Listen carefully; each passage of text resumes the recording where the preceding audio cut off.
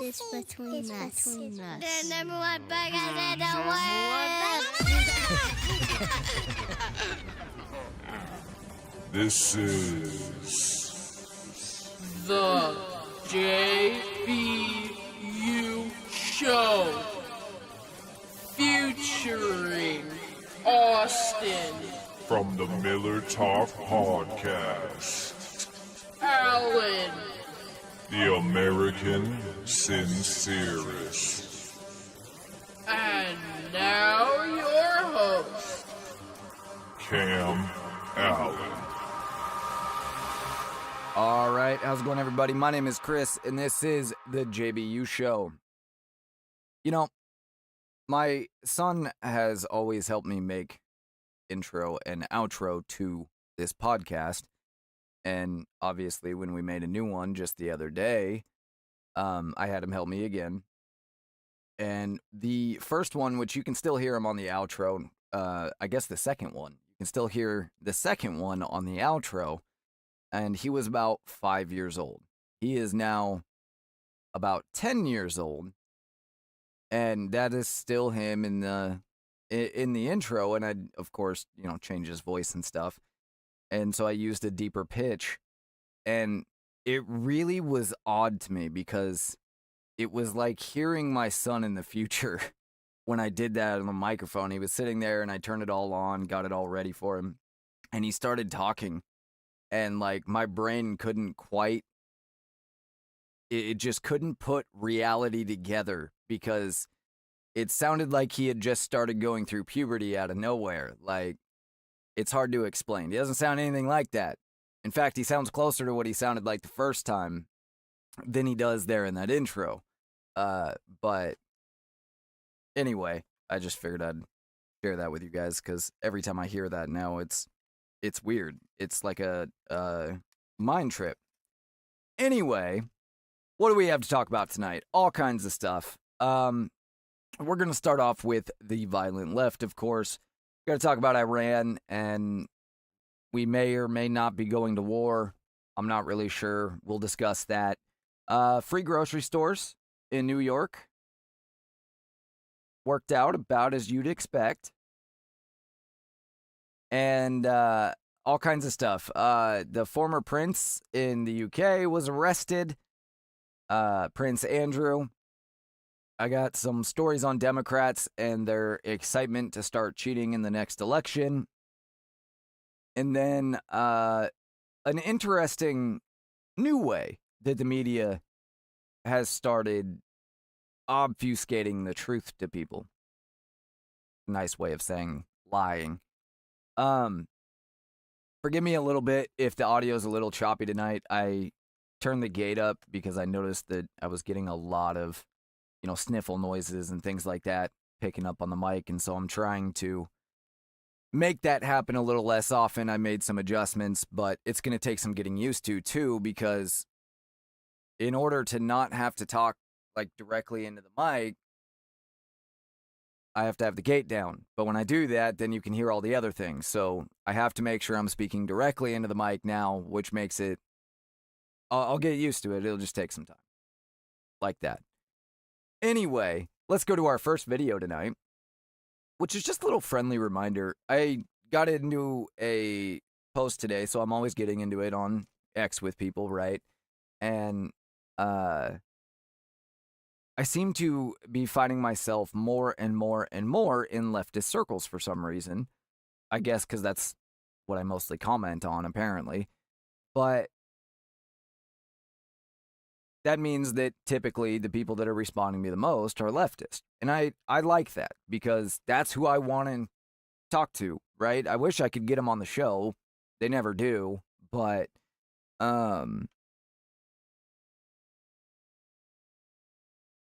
of course, it's always just about how, I'm an evil, terrible guy, and how could I possibly support these people? And then if you bother trying to explain, well, you say the man's a felon, but in order to say that, you literally had to change the law and then ignore the law that you changed because it was still past the statute of limitations. and then add a second law on top of that, but you couldn't specify what the law was that you were adding on top of that. You know, all these hoops that had to be jumped through. Obviously, we don't need to rehash the whole felony thing. But you bother to try and explain that position, which is a perfectly reasonable position to be in. And then it's, oh, you're just denying reality. And look, I get it. They probably say the same thing about us. And that's why I've asked the question a million times. How do we come back together when we're not disagreeing about what happened? We're disagreeing about the exact same thing. Like we both agree what happened. We disagree about each other's position. I don't know how to explain it differently. But anyway, I finally, after arguing with a few of them, you know, I got tired of it. And I had another one jump in and tell me that, you know, I'm an evil person and Nazis at Nuremberg and whatever the stupid argument that they make all the time. Following orders is not a legitimate argument. Like, first of all, it is a legitimate argument. We didn't prosecute the millions of German soldiers that were just following orders. We prosecuted the guys giving the orders. So just following orders is actually a valid defense. Not that it's relevant in any way, shape, or form, but I pointed that one out today because it was like, you know, even the arguments don't make sense. Like, even the bumper slogans, they don't make sense. But I got a little indignant because it's like this righteous indignation is all based on a lie, and it's what is creating the actual danger.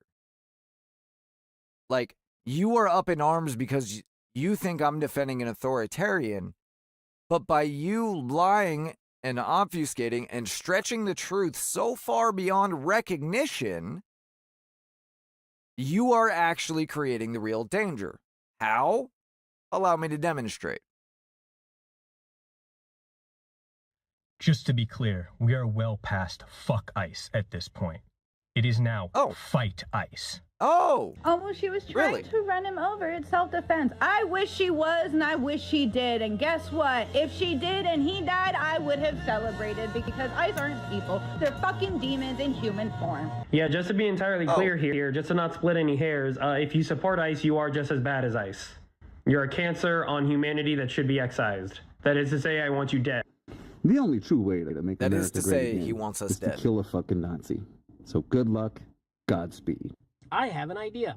A No Kings protest, but we have weapons and we use them. Violence against the state. The answer is violence against the state. It's always been violence has always been the answer.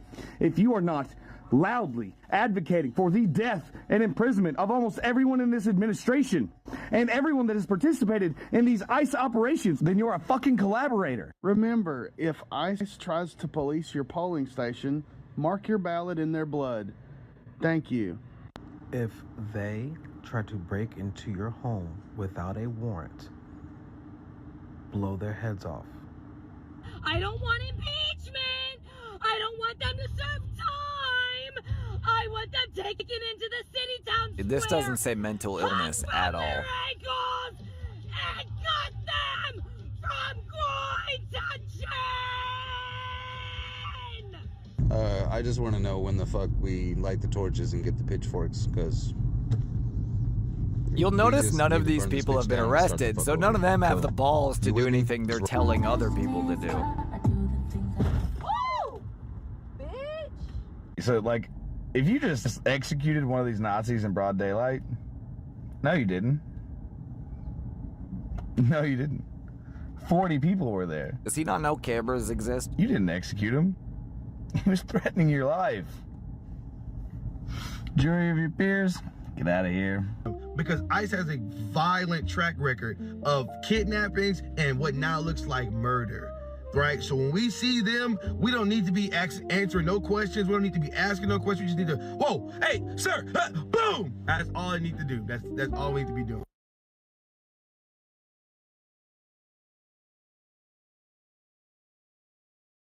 it's funny because, like I said, I don't have any jail photos to show you of any of these folks as a follow-up because, of course, they don't have the balls to do what they are telling others to do. But they do believe it. They will support it, even if they don't have the balls to do it themselves. And they will justify it. And they will come up with any justification. Because if we just take a step back, take just one step back, is there any justification for any of it?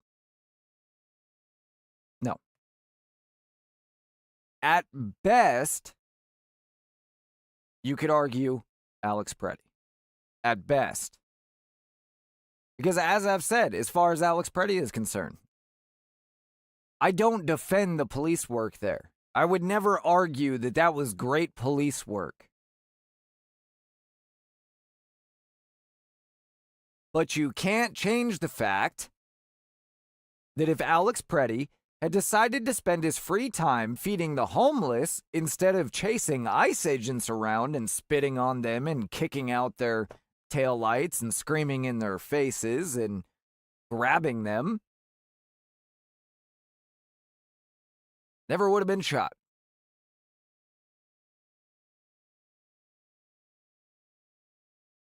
That's the only argument, like that is the only scenario that you could even plausibly argue. Everything else is either entirely made up bullshit, as a lot of it is, and I'll demonstrate some of that here in a little bit,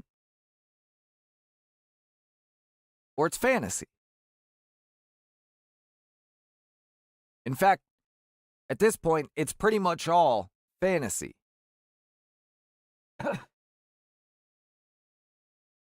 And when you are going around and championing, good Lord, these narratives, what you are doing is inciting people like that.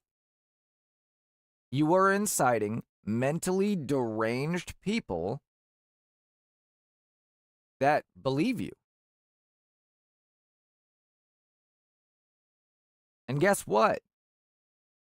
A jury of their peers is going to find them guilty. Because chances are, anywhere in the country, there will be at least one sane person on that jury.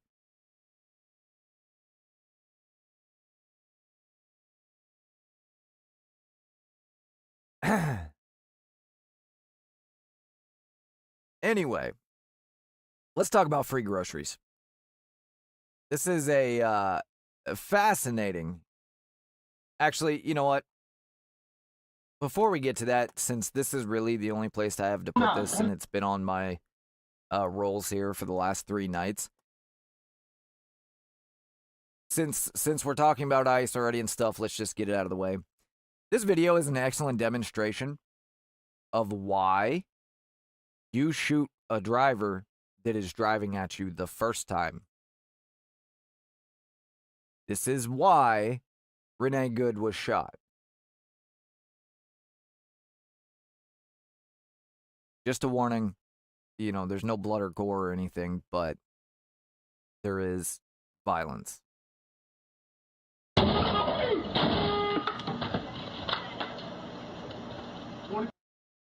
Before we continue, this is an off-duty police officer. I have no idea who is driving the Jeep or why they are angry at him. The figure kind of appears to be a woman, could be an ex or something, I'm not sure. You'll see he dropped his phone, he just grabbed it. It looks like this is his patrol car sitting in the front yard, so this just could be a random person. It's a Tahoe. Maybe they think he's ICE. I don't know. I have no idea what the specifics are in this situation. I'm entirely speculating. That said, you'll hear he's going to yell out his address. He's running to his house to get his gun. We'll continue from there. 209, 11th Street Southeast.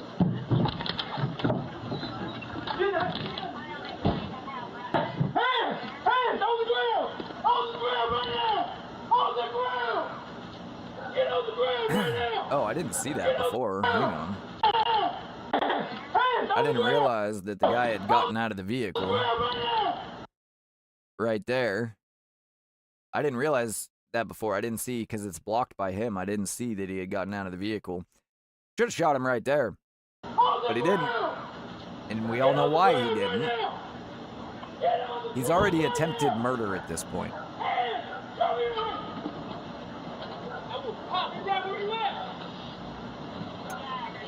Could shoot him now, since he's now obtained a deadly weapon, but he doesn't, and we know why he doesn't.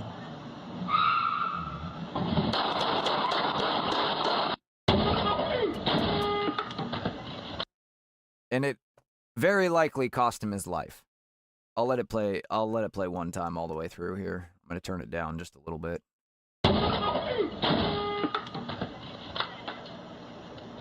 2209, 2209, 11th Street Southeast.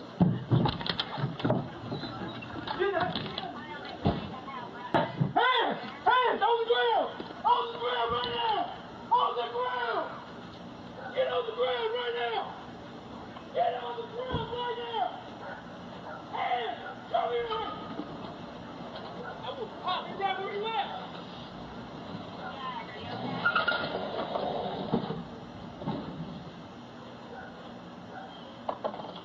This hesitation is what kills, and this is why I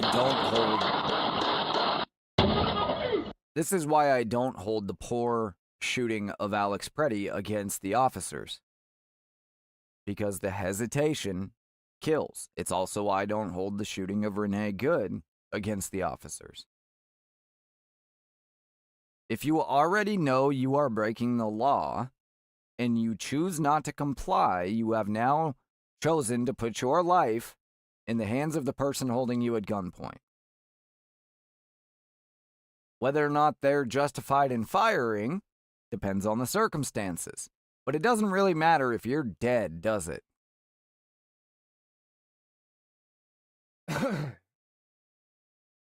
Anywho, now, let's move on to a lighter topic, free grocery stores, shall we? So, the question is, where did these free grocery stores come from? Has Mamdani come through on his promise? No. He is apparently still trying to work on city-run grocery stores. God knows why, because it's never worked anywhere before, ever. And yes, we've tried it.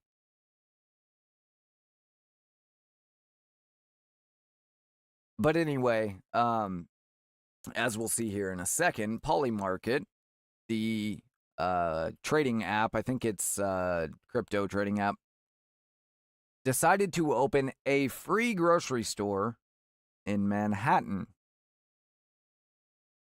I don't know what the ploy is here. A lot of speculation is that there are a lot of states trying to regulate Polymarket right now, including New York. And so this was like, hey, we're giving back to the community. But it highlights all of the reasons why this sort of nonsense doesn't work. And while I am in favor of corporations doing things like this is a terrible idea. But while I am in favor of corporations doing more for their communities so that the government doesn't have to, and we've talked about before, you know, the free market only works when it's guided by morality. This is just a terrible idea. And it shows exactly why socialized anything can't work. Allow me to demonstrate. Let's start with the video.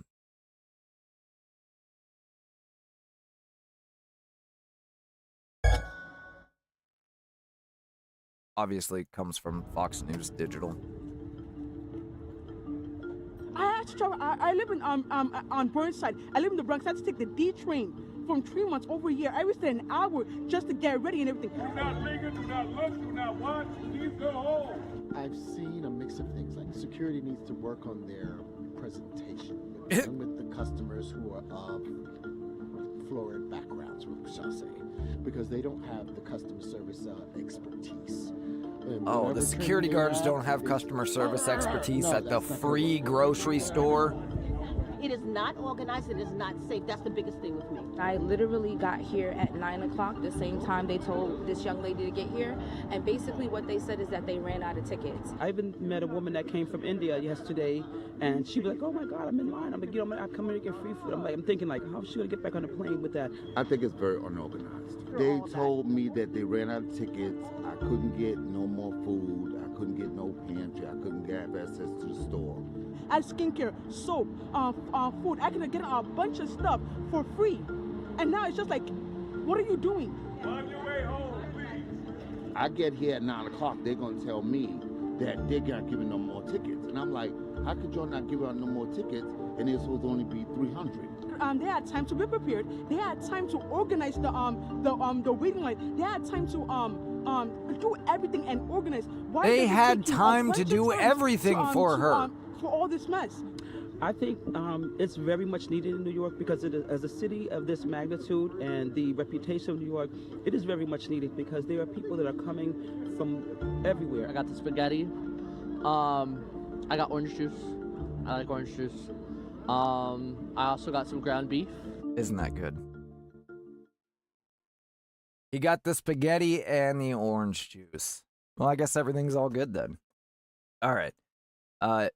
Don't worry if you missed some of that. We'll hear some of those quotes again here in a second. Why is that? Okay. On Sunday, in a busy stretch of restaurants and boutiques in the West Village, hundreds of New Yorkers queued up outside of a pop-up shop offering free groceries. New Yorkers are in pain, said Nick from Queens, one of several people Fox News Digital interviewed outside the pop-up.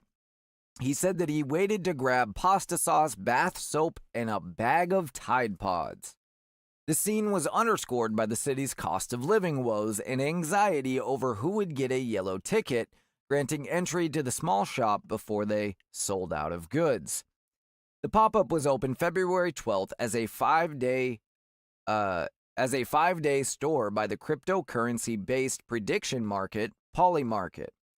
It comes as Democratic New York City Mayor Zohran Mamdani advances a proposal for city-run grocery stores amid aimed at easing rising food costs and broader affordability pressures. It was billed as New York City's first free grocery store, with critics casting it as a stunt, riffing on Mamdani's proposal as the prediction market company faced heightened scrutiny from regulators in various states, including New York. Shoppers characterized the Polymarket, which was separate from the Mamdani-led efforts. I think this is an AI-written story, because it's one of those ones that, like, even though there's nothing in particular here that should be tripping me up to read, it is just because of the way it's worded, and it's repeating itself a lot, and AI tends to do that. Anyway, that unrelated, but Mamdani's led efforts to unveil city-owned subsidized grocery stores in each of the 5 boroughs as a learning moment for the mayor, as residents cited concerns with security, running out of food, and people cutting lines. The giveaway drew residents from across the 5 boroughs, some arriving before sunrise, others showing up at mid-morning in hopes of getting a yellow ticket and a spot in line wrapped around the block.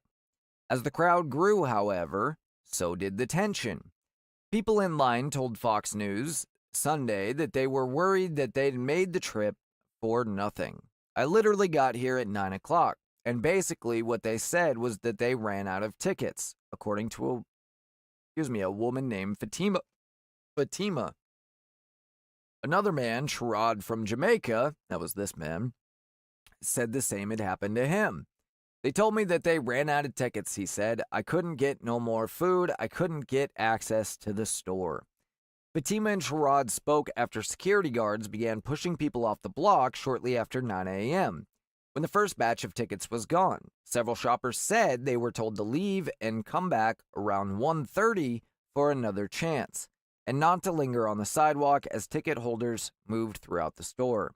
Let's go, people, let's go home. One security guard positioned outside was heard shouting to the crowd just after 9 a.m. Don't linger, don't look, don't watch, please go home. Shoppers were told the pop-up would open at noon and close at 3 p.m. or until supplies ran out. Ticket holders were let inside a couple at a time and paired with a staffer to fill a blue tote bag at no cost. What I don't understand is why they made this overly complex. Why not just let people line up, bring them through one at a time to fill up their tote bag, or two, or however many helpers they have, right? And then when stuff's out, stuff's out. I'll tell you why. I think. The reason I think they did it with the whole tickets and nonsense is so it looks like they're giving away a lot more than they are, because there's always people around there. And so we give out 50 tickets in the morning, even though there's 5,000 people standing outside, or probably more like 500. Those people come in, all these other people are standing around, and they leave. Then they come back at 1:30. We give out 50 more, even though there's 500 people here again, etc. And so it looks like a lot more is done, because otherwise they'd be done in 5 minutes, right? If there was 500 people lined up, they only have enough supplies for, let's say, 100 inside. It would take 5 minutes. But this isn't about any sort of efficiency or anything, and this is literally just a giveaway. There is nothing here that is sustainable other than a corporation giving away profit, which good. That's great. And I would rather see taxes spent in this way, in a sense, not like this, to be clear, but I would rather see corporations, like, instead of giving the money to the government to give to trans surgeries in Zimbabwe, I would rather see it just go directly to a good, like this is. But of course, that's, high wishing. Anyway, Polymarket funded and operated the pop-up. A company representative told Fox News Digital. And the prediction market also donated $1 million to a food bank for New York City as part of the effort.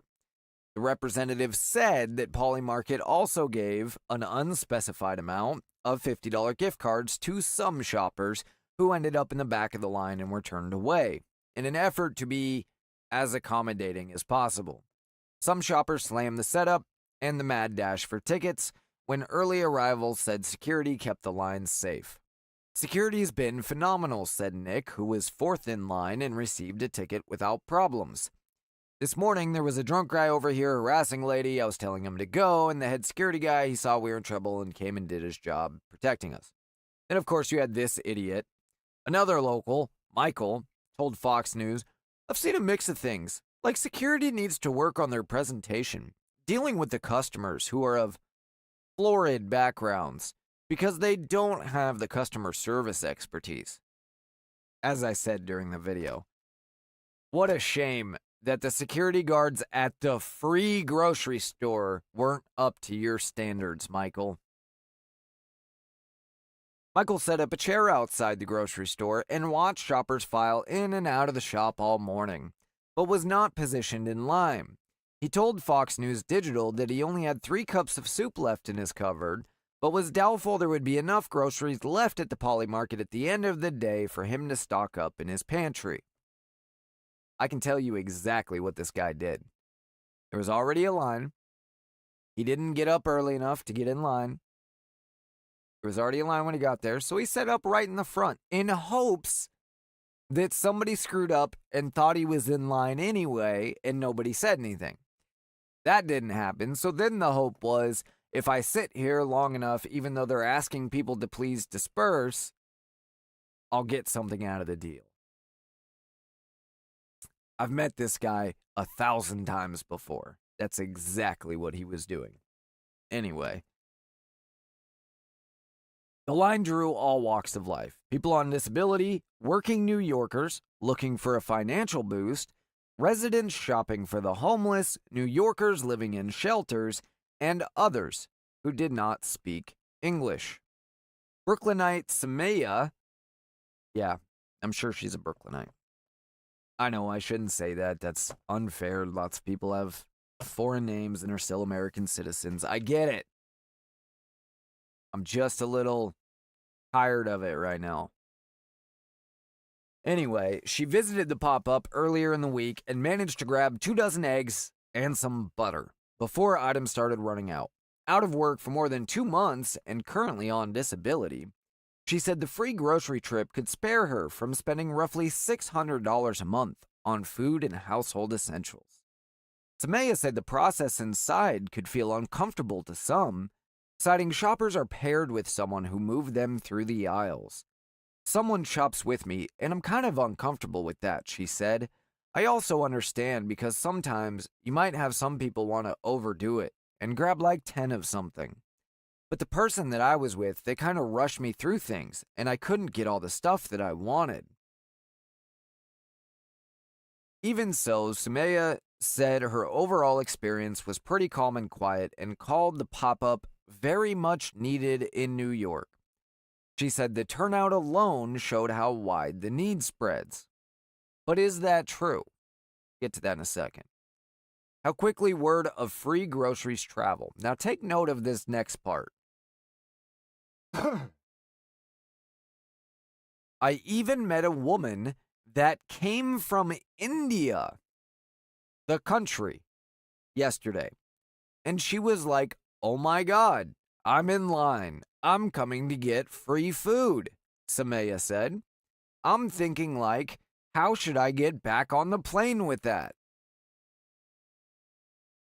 Samaya called on local leaders contemplating installing city-run stores to ensure shoppers are safe as they wait in line for goods, including from neighbors unhappy with the lines, while Sherrod called for the potential city-run effort to be better organized and to, quote, learn from this. Or maybe, just a thought, Sherrod, maybe what you should learn from this is not to count on free groceries.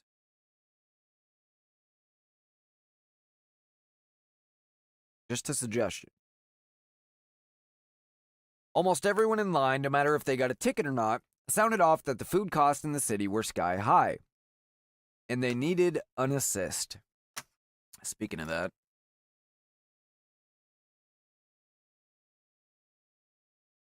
sorry, I didn't want to forget a point that I have after the story. Shoot, I used to spend an average of $300 to $500 on groceries, said Jaquan, who got the A train to get the market Sunday morning. I used to live with my mom, so that made it even worse. Right now, I'm homeless. I live in a drop-in center. Another Big Apple resident, Monique, said she spent $200 on groceries the other day and didn't even get much. Sherrod, who said he has a family of 4, put his monthly grocery spending at around $400 to $500 and described the free groceries as a real help. Nick said choosing to wait for hours to get a ticket was worth it, noting it would save him as other expenses build up.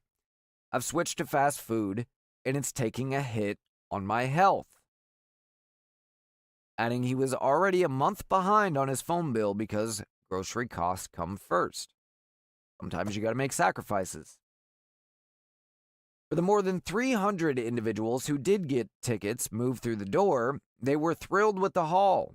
I got the spaghetti, I got the orange juice. We heard Nick from Queens, so I'm not going to read that. All right.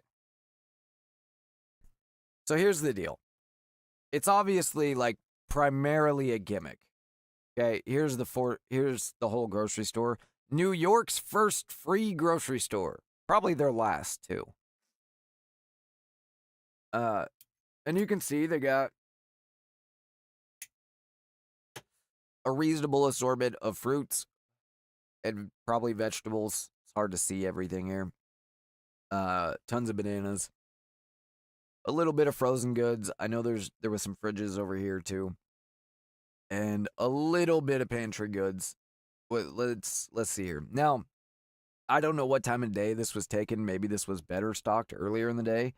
But let's just 1, 2, 3, 4, 5, 6. 1, 2, 3, 4. That's it? 1, 2, 3, 4. Yeah, there's 24 bottles of olive oil. There's maybe 10 cans of Prego, 10 boxes of pasta, at least here. You do have tons of fruits and vegetables, but those are relatively cheap to buy in bulk, especially if you're buying like the brew stuff that didn't sell in the regular grocery store. All in all, it's pretty pitiful considering this is for New York, and I mean, you can see the mobs of people outside. Flipping through some of the pictures here.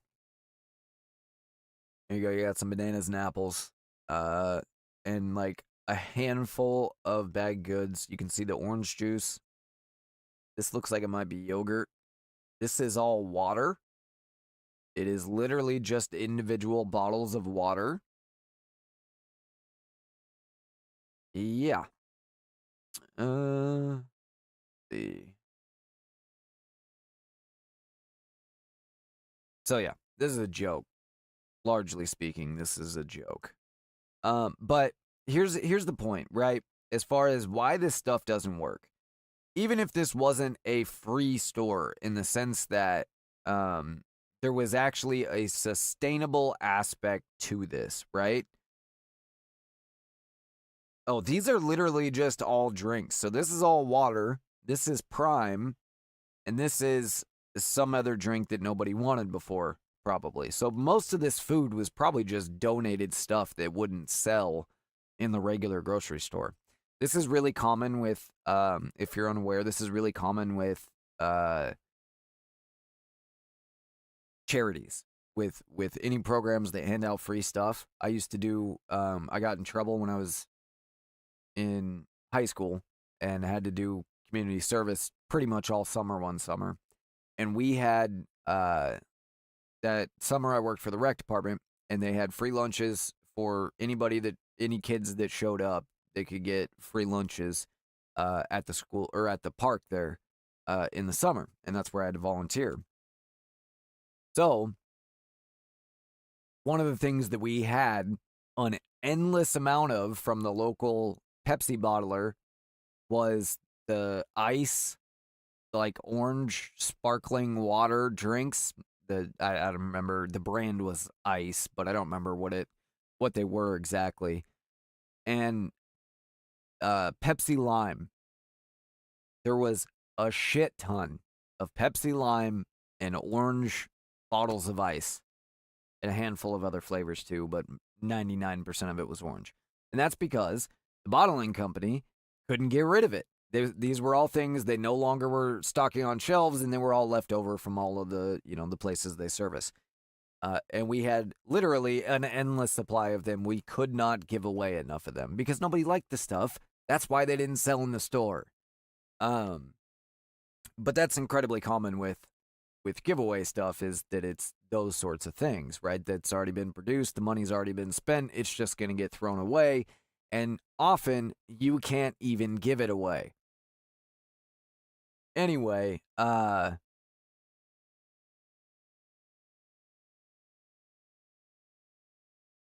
you have several different things here.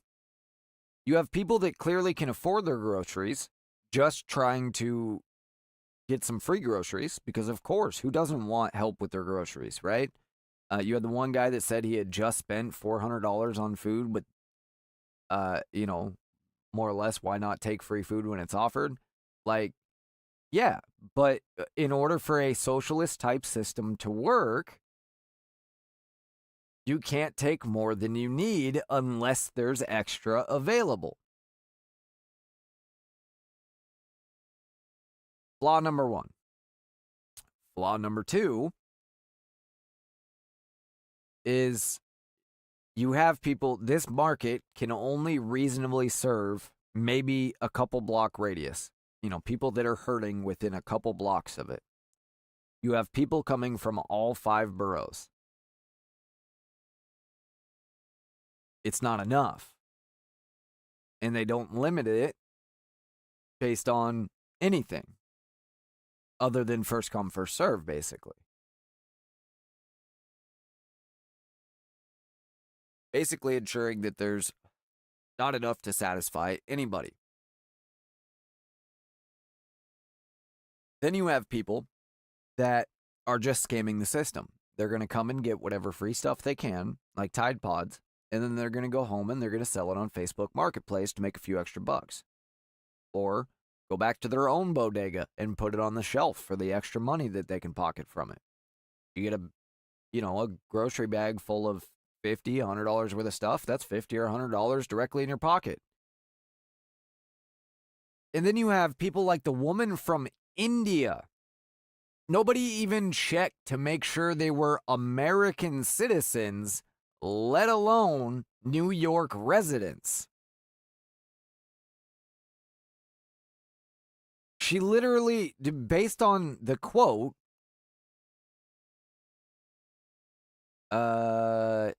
I even met a woman coming from India yesterday. She was like, oh my God, I'm in line. I'm coming to get free food. She was on vacation or whatever she's doing here in New York.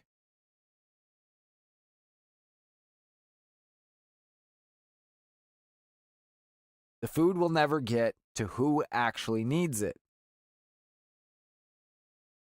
And then you have people that don't need it or wouldn't need it. Let me put it this way. You have people that wouldn't need it because they are perfectly capable of producing themselves, but I can go to work for 8 hours and make plenty of money to buy food for the day. Or I can go stand around in line for 3 hours every day, and I might only hit, every other day or every couple days or whatever, but it's enough food. Now I can do whatever I want with the rest of my time. And then lastly, so what would that be? The fourth point, fifth point, something like that? You have guys like Michael here, who no matter how good of a job you do, will never be satisfied. He's literally complaining that the staff at the free food store were a little standoffish. They didn't have great customer service skills.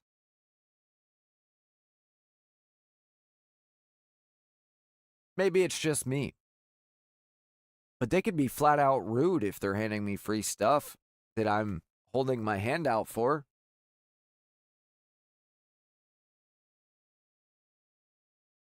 I don't know. You guys let me know what you think. JBU@USA.com to send me an email directly. X.com/JBU_show. That brings me to a larger point here, which I promise I will get to if you give me just 1 second. Oh, and actually, you know what? I want to... Please still be there. Okay. I want to play this video real quick before I get to that larger point. I know we already moved past this, but I just can't just watch it.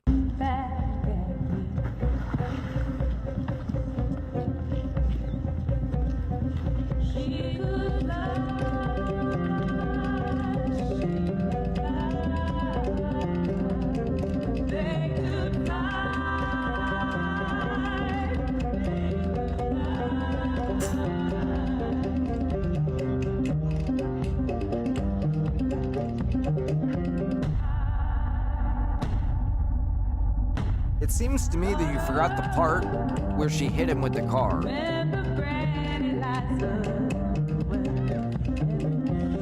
Oh, that's so powerful. They lifted her up.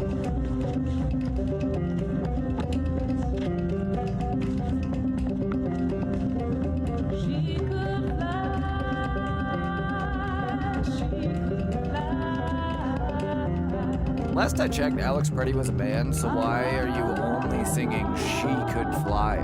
That sounds pretty sexist and the opposite of misogynist to me.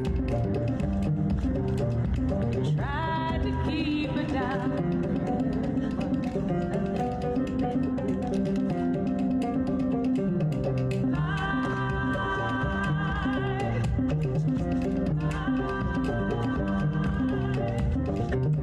ready for this? Ready for the big finish? Ready?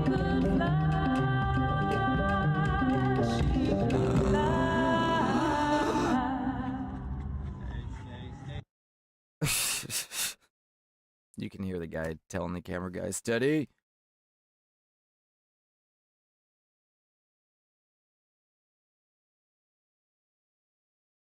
Look, I get I'm not the audience for this. I get that. Who is the audience for this? That's what I want to know. They're doing the same thing they did with George Floyd. They're making martyrs out of people that absolutely should not be martyred.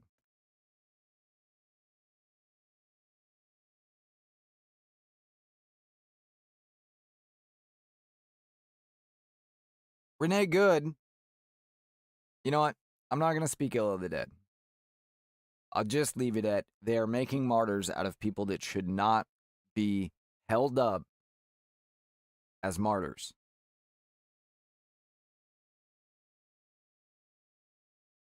All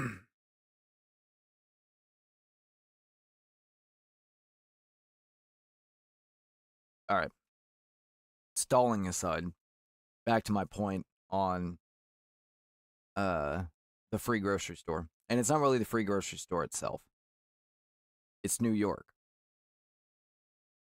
Democrats are trying this interesting tactic, and I don't think it's on purpose. I think it's out of necessity, where they're basically just trying to make life hell for their constituents. And of course, they're blaming it on Donald Trump, but obviously the facts don't bear that out. Every liberal state right now is raising taxes. My home state of Washington, despite 8 times, the voters have rejected an income tax. A state-level income tax. They just passed one anyway. They call it the millionaire's tax because they claim they're only going to tax the income of millionaires, which of course is just going to make the millionaires leave. But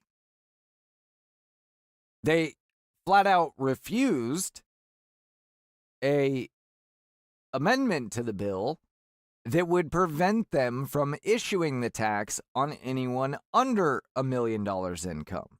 So right there, they are proving that the intent is to pass it as a millionaire's tax and raise it later, which is the same thing they do in this state every single time.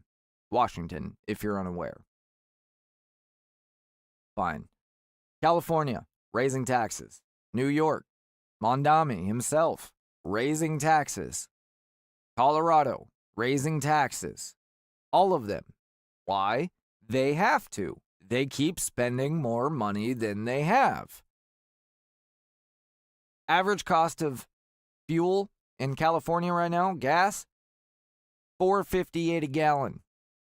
In my home state of Washington, slightly better, but we have the highest, or second highest, gas tax in the nation. I think California's is higher. And we're at like $3.90 something. I don't remember exactly what our average is, but I can tell you it's $3.70 something where I live. And where I live, it's one of the cheapest places in the state to get gas.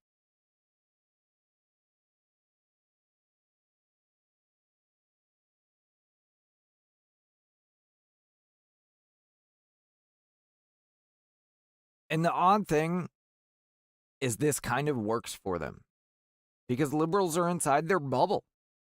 They don't realize that shit's not still this expensive everywhere else in the country. Yes, things got very expensive in 2020 through 2022.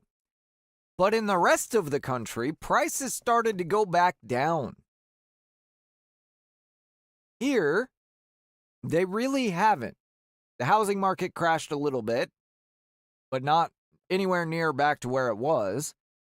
Some prices came down a little bit, but not anywhere back to where they were, and they are still considerably higher than our next door neighbor, Idaho, for example, who doesn't have access to ports, who doesn't have a booming technology sector because of Microsoft, Weyerhaeuser, and Boeing. Yet doing just fine.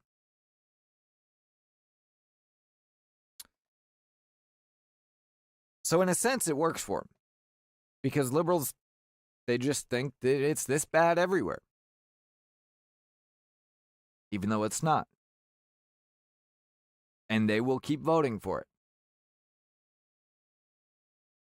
I don't understand it. I don't understand. It is literally this simple. Liberals vote based on promises, and conservatives vote based on outcome. I don't care what Trump promised. I don't care what he says. I care what he ends up doing. And so far, the actual implemented policies have been fine. Are they a little shy of what I'd prefer? Absolutely. Are there some things I don't like? Absolutely. But they're nothing that is like an immediate no, like instituting an income tax, let alone raising taxes.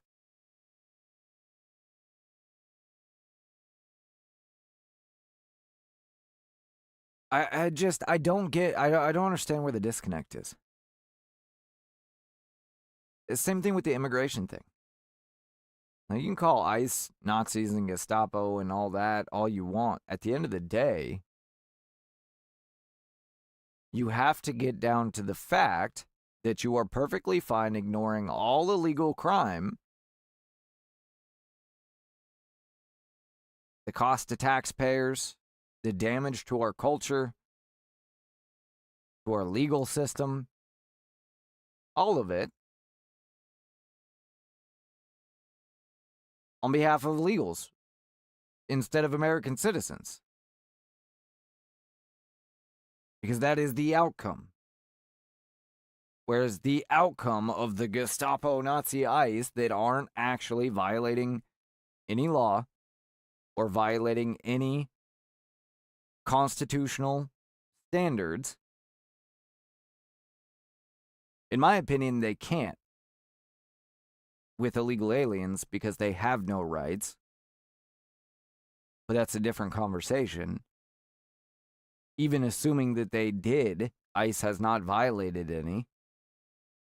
When they enter a home without a warrant, first of all, when the media claims that, what they mean is they don't have a judicial warrant.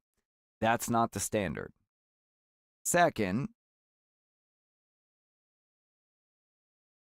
probable cause is written in the Fourth Amendment and has always existed and has always allowed officers to enter a home if they can see a known fugitive or someone that they have reasonable suspicion is a known fugitive, or not reasonable suspicion, but probable cause itself, which in part is defined as reasonable suspicion. Technically, reasonable suspicion is a different legal precedent, but anyway.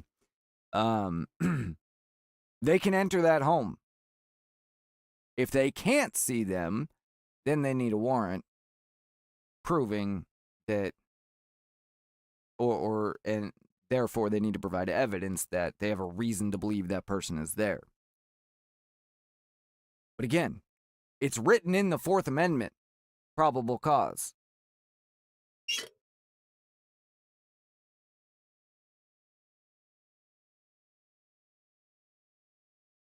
I did have one leftist that made a reasoned argument to me that I did have to, I mean, it really did, I didn't have to think about it because I already knew, like I already had gone through it in my head, but it was the best argument that I've seen so far, which is the Patriot Act is unconstitutional, and a lot of the rules that they are using are based in the Patriot Act. True. And he's absolutely right. I oppose the Patriot Act. But, again, twofold. I oppose the Patriot Act for citizens. I do not believe that an illegal alien has the same rights. Now look, do I want them treated with basic human rights? Yes. But they do not have the right to an attorney or the right to a trial or the right to any of that when it comes to deportation. If you're in the country illegally and you get caught, the only right that you should have is a free ride home. Period. And if you're in the country illegally, you should not be able to have citizen children. I don't want to get off the point, though.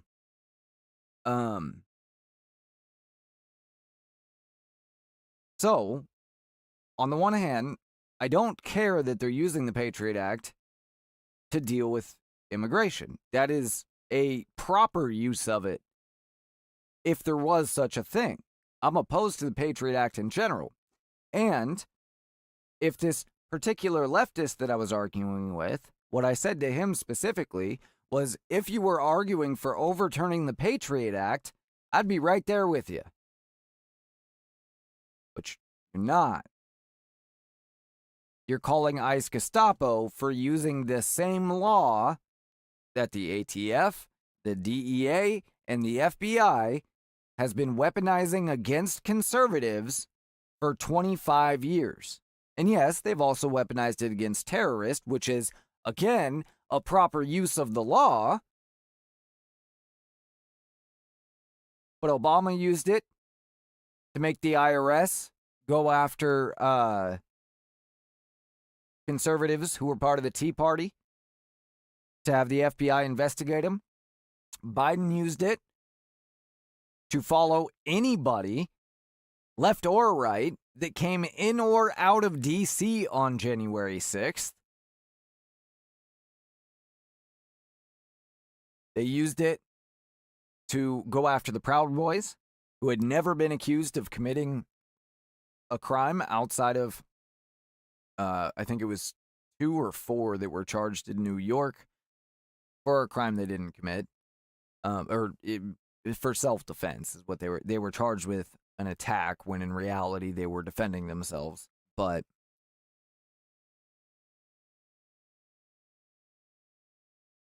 at least if I remember the story correctly. But the rest of them had never been accused of any crime. The organization itself never accused of a crime. Accused by random leftists, but never credibly accused by any government agency of a crime. Their crime was they opposed progressives. This is true of many conservative-based organizations. They used the, was it the FBI? They used the ATF to make an illegal gun registry and go after conservative gun shops. They used, I want to say it was the FBI, but it might have been like a department of DHS instead that they used for going after the Facebook and Instagram and X, Twitter at the time, and all of those places to get conservatives silenced and shadow banned, and in some cases arrested for mis and disinformation when it came to COVID and various other things. So, unless you're going to be just as up in arms about all that, don't expect me to take you seriously now that you're up in arms about people that aren't even citizens. And yes, it does matter, because we have an obligation to worry about our own people first. And then we can worry about other people. But right now, our own people aren't doing so hot. And so everybody else should be on the back burner. I get that we have just let people live here illegally for so long that means there are children, there are grandparents, there are hardworking moms and dads, there are grandchildren.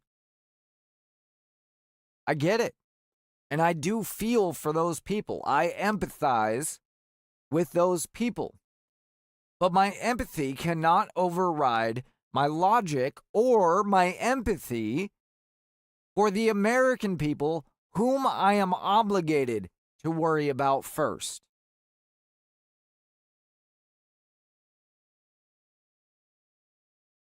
For me, it's that simple.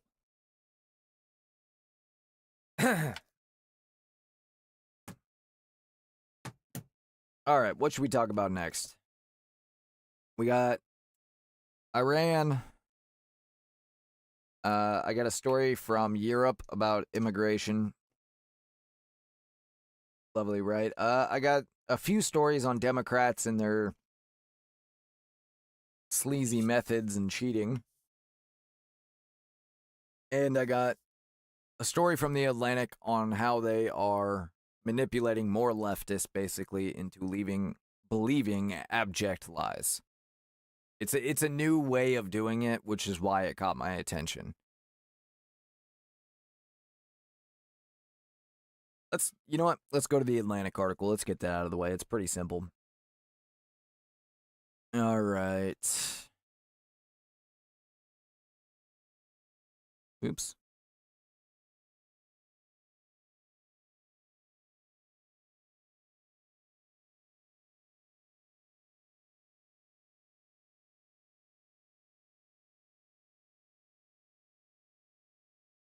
So the post is actually, or the article rather, is from the Washington Post about the Atlantic article, just to be clear. The Atlantic's essay about measles was gut-wrenching, but deceiving. When Kelly McBride read Elizabeth Brewing's essay in the Atlantic, I'll put it up on screen here real quick, hang on. Let's see if they put I'm interested if they put a disclaimer on it.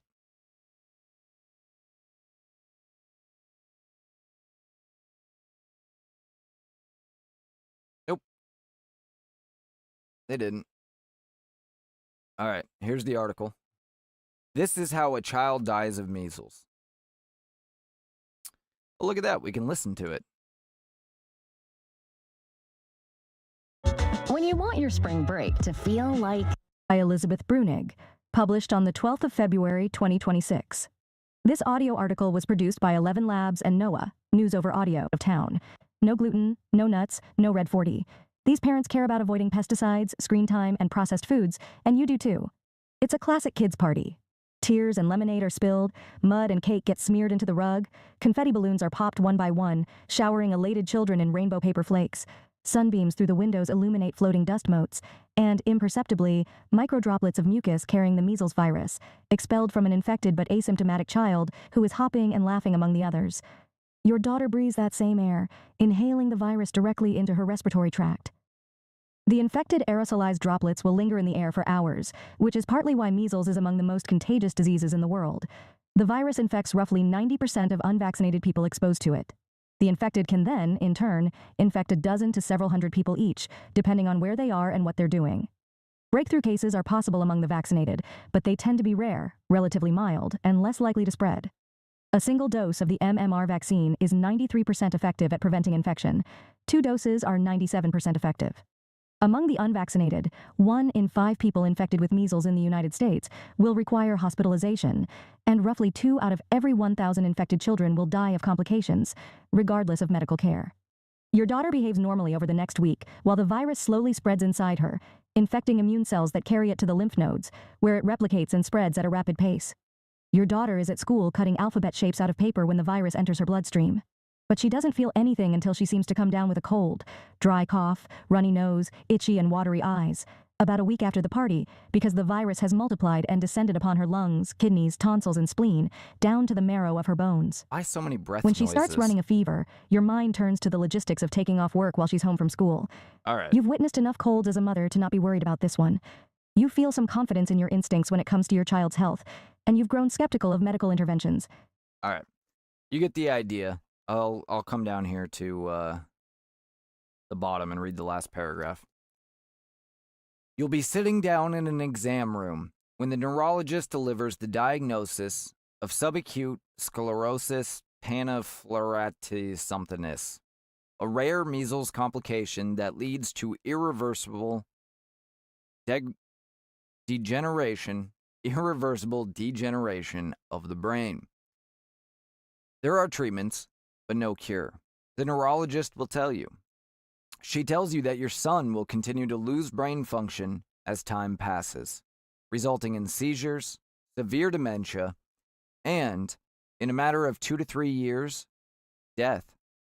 You look at your son, the glasses you picked out with him, the haircut he chose from the wall at the barbershop, the beating heart that you gave him.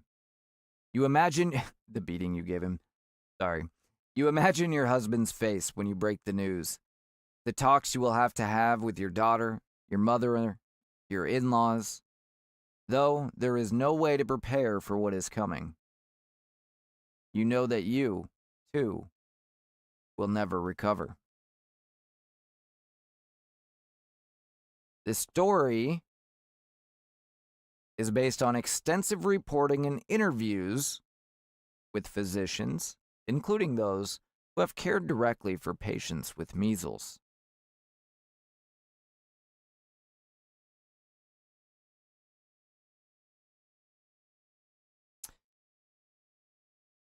Just to check. Yeah, this is not posted in the opinion pieces. All right. Back to the story at hand.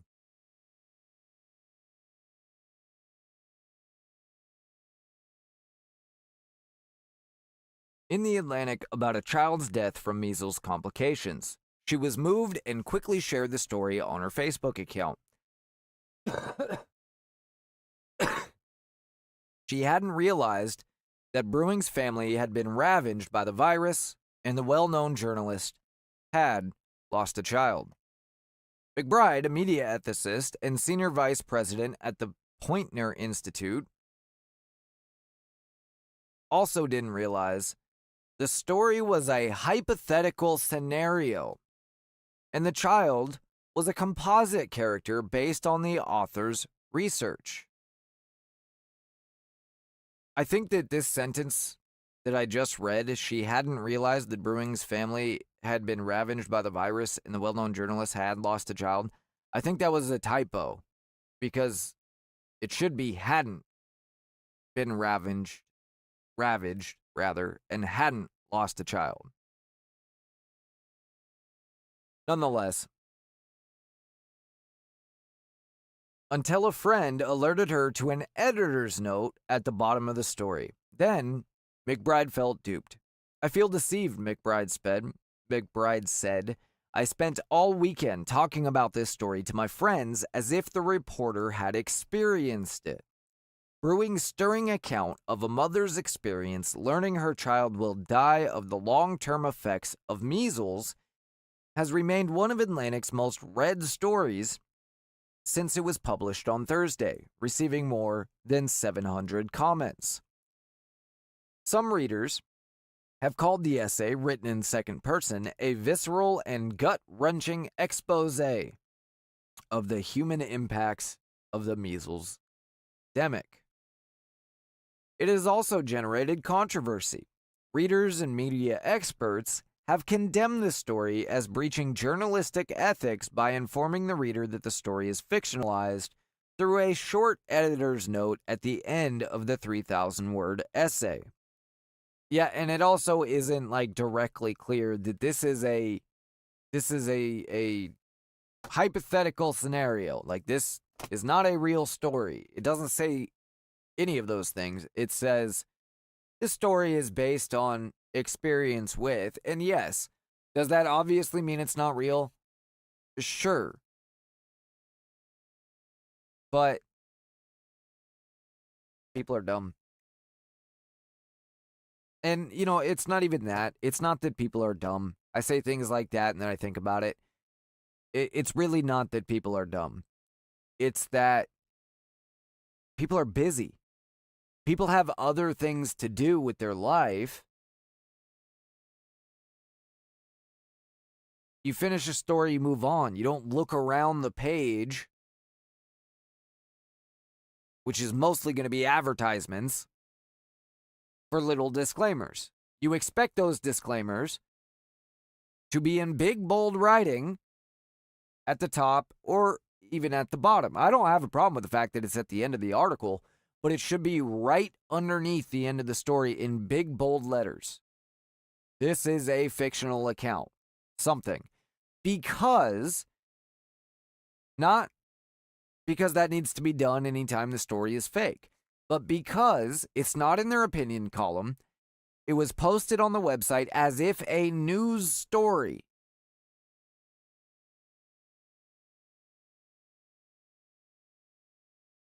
That's why this is a journalistic issue. Some public health experts argued the story was dangerous, writing exercise that could evoke backlash and confusion as vaccine skepticism hits an all-time high. Grateful to @eBrewig for sharing her and her family's ordeal. Wasn't her and her family's. That was Gabby Stern, a former World Health Organization communications director. So even the WHO didn't catch the little disclaimer at the bottom. She wrote on X shortly after the story published, "Friends, please ensure that your children receive vaccinations against preventable diseases like measles." She followed up soon after with, quote, "I missed the disclaimer at the bottom. Others did too. You get to the end and you're shattered, not looking for caveats and fine print. Disappointed in the magazine, the topic is too high stakes for such shenanigans." Adrienne LaFrance, executive editor at The Atlantic, told Washington Post in a statement that the magazine was pleased that so many people are reading and praising Liz's remarkable essay. Because you lied. You lied. And you know you lie, and you know you're duping people, but it's okay, because they're reading it. We trust our readers to understand all different kinds of writing and writerly devices. Washed his hands of it. Now let me be perfectly clear. The Atlantic has the right to do this. There is no law or anything else that makes them have to disclaim or anything like that, nor should there be. The First Amendment more than covers dishonest reporting. It more than covers lying, all of that stuff, right? So the Atlantic has the right to do this. But if we don't hold these places accountable when they do these things, you end up with where we are now. That's why I take my own credibility, despite the fact I am a teeny tiny show on the internet that I do for my own amusement.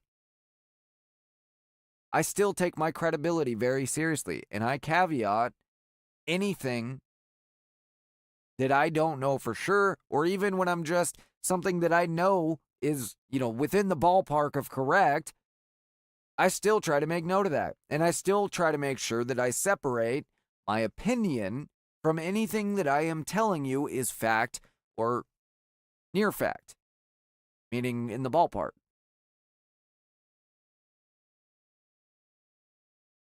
Because credibility matters. And when everybody's full of shit, all of a sudden, credibility becomes the most valuable commodity.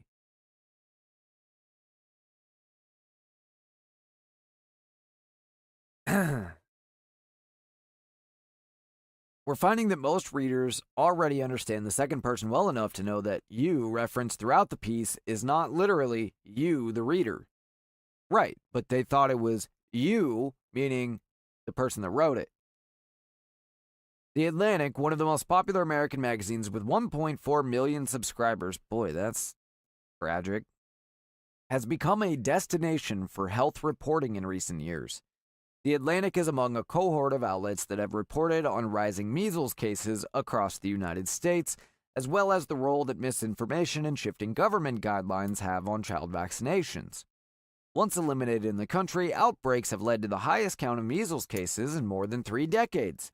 Atlantic staff writer Tom Bartlett was first to find and interview the parents of a child who died of measles in Texas, the first such death in a decade. No mention of the illegal immigration immediately preceding the spike in measles. And wouldn't you know, illegal immigrant and illegal immigrant children not required to be vaccinated like your kids are. Not even to go to public school? Isn't that nice? Anyway.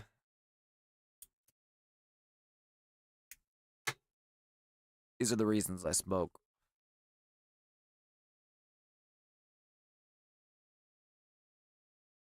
We don't need to go any farther on that, but it's worth noting. Who do those stories work on? You'll notice that every person cited there was who?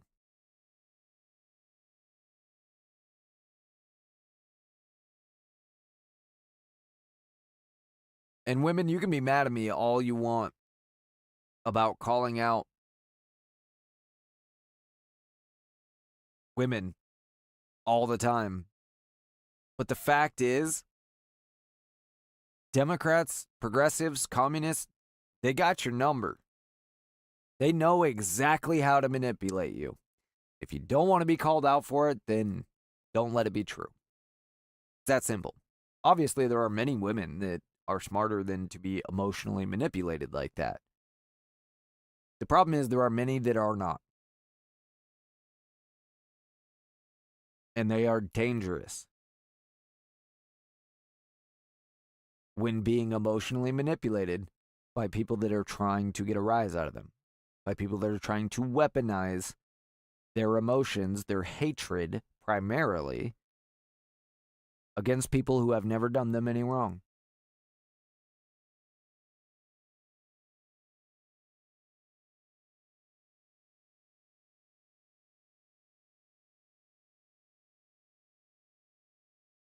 So what do you guys think? Am I overreacting here, or is it a sad truth about our journalistic standards today that we just have to live with? JBU_show on X. Let's move on to Iran. So, let's recap. Since Donald Trump took office,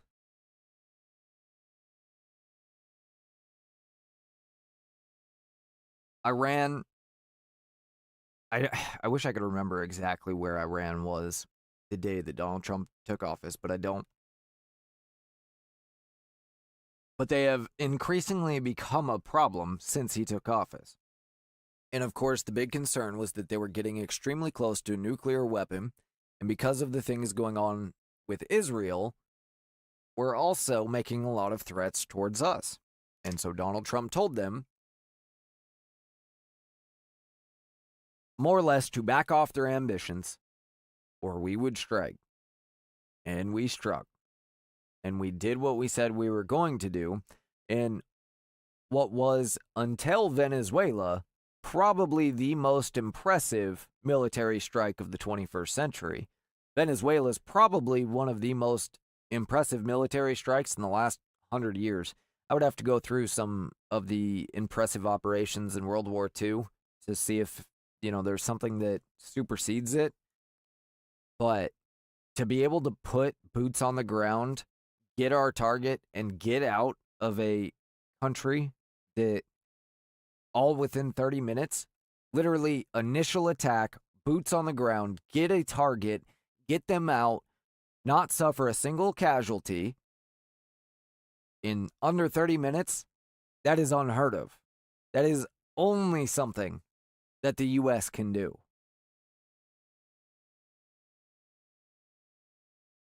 The strike on Fordham was equally impressive from an airstrike point of view. The fact that we were able to launch bombers, stealth bombers that are 30 years old and thought to be 20 years out of date in technology, it's been long believed that even the newest F-35s, which just went into service in 2016, was the first version, 2019 for the second version, because it took so goddamn long, because we tolerate the ridiculous bureaucracy involved, but I digress. Even those brand new stealth fighters were believed to be completely obsolete. because of Russian and Chinese satellite technology, or radar technology, rather. The same technology which was protecting Venezuela's skies, and the same technology that was protecting Iran's skies. Now, to be fair, neither Iran nor Venezuela get to use exactly the same technology that Russia and China keep for themselves. Countries like us that sell our military technology, they hold back a tiny bit, right? Like that last 10% that is truly impressive, they only give that to their own militaries. And usually, there are some exceptions where, like, if it's an extreme ally, like we might give Britain, for example, or at least in the past, we might have give Britain full capabilities or Israel full capabilities, but wouldn't necessarily to somebody else. Regardless, there has yet to be, I guarantee you, F-35s have penetrated Russia and China just to see if we can. There has yet to be an interception of a U.S., even an F-16, a 1970s based fourth generation plus fighter, or whatever it is, because they keep updating it. There has yet to even be an interception of an F-16. Now you might be thinking, but I've seen Russian interception videos before, or I've heard of it before. Right, because we have a rule with Russia, or a agreement with Russia, that if we have to fly near their border or near their airspace, we will warn them, and we put big-ass reflectors on the front of the plane so that it shows up huge on radar. Because otherwise they can't track it. And so that's why they're able to intercept, because they know it's coming. We told them ahead of time, we're doing this.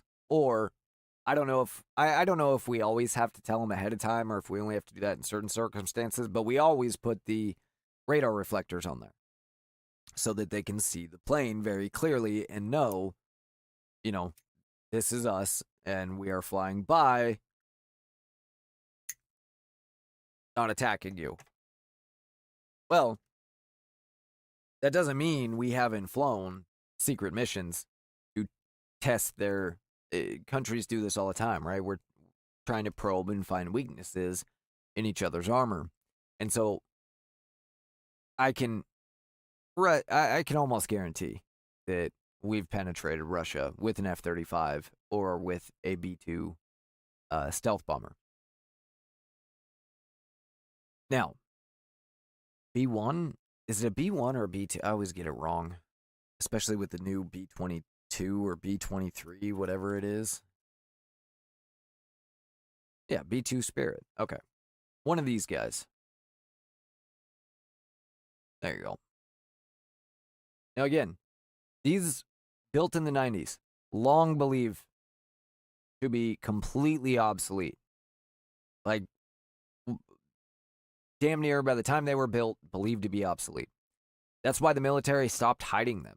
For a long time, they wouldn't even allow the public to see them, because they didn't want enemies to be able to glean any information on their radar cross-section, how they were built in order to keep the stealth down and all of that stuff. Well, they let that go because they believed that they had long since been able to do those things. Turns out they can't. And Iran proved that.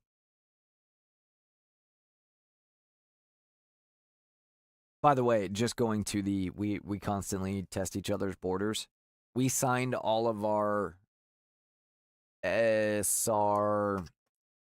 You know what's funny is I really like military aircraft. Like they intrigue me immensely. But it's one of those things that I don't have any time to get into it. If you can see my backgrounds on my computer here, they're actually military aircraft. It cycles through different ones all the time.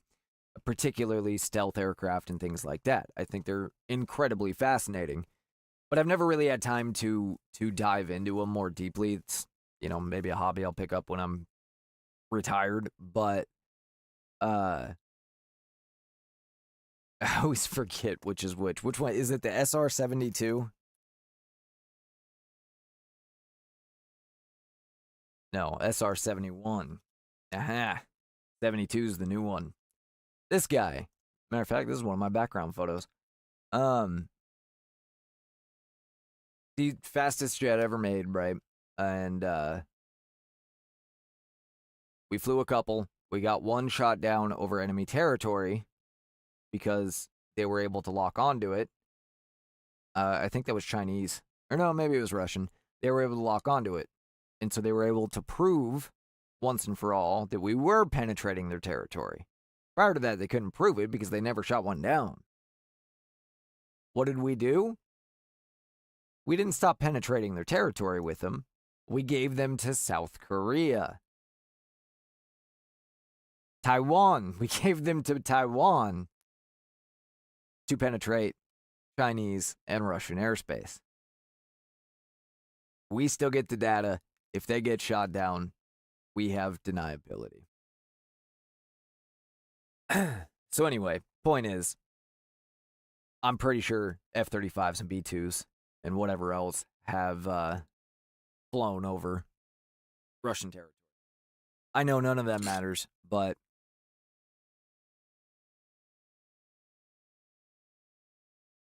the point is, not only did we prove with Fordham that we can fly over any airspace with impunity still, that we can fly from our own backyard. Those planes took off from Kentucky. I think it was Kentucky, maybe it was Tennessee. Flew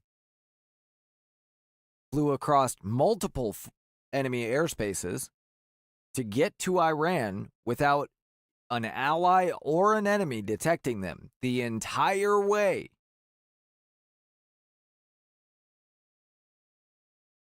Dropped their bombs, came all the way home without being detected, and destroyed their target. The claim was we didn't destroy anything. Remember that? The left tried to immediately claim, oh, it doesn't appear anything has been accomplished. No, we destroyed the target. And there's proof now. Iran rebuilding. They're trying to rebuild Fordham.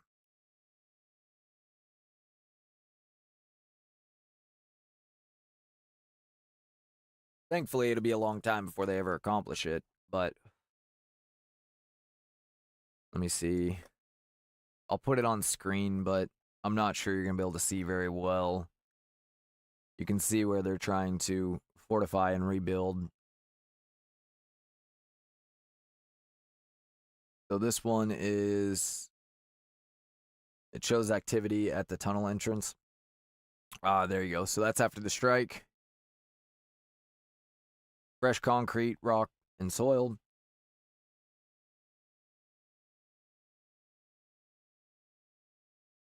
This one, another tunnel entrance, rock and soil has been pushed back, flattened. There's also new concrete reinforcement structure nearby.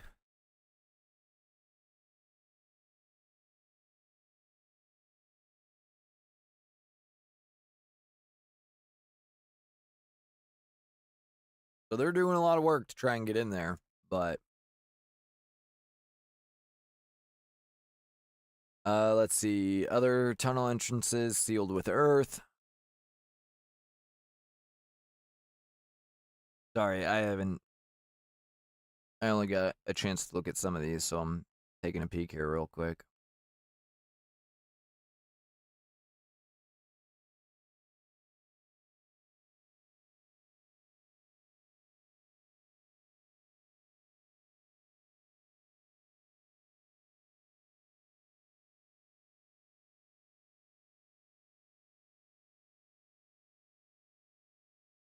So here you can see one of the facilities that was their enrichment plant.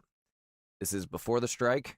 You can see this kind of like cage netting above it. That's to avoid penetration bombs.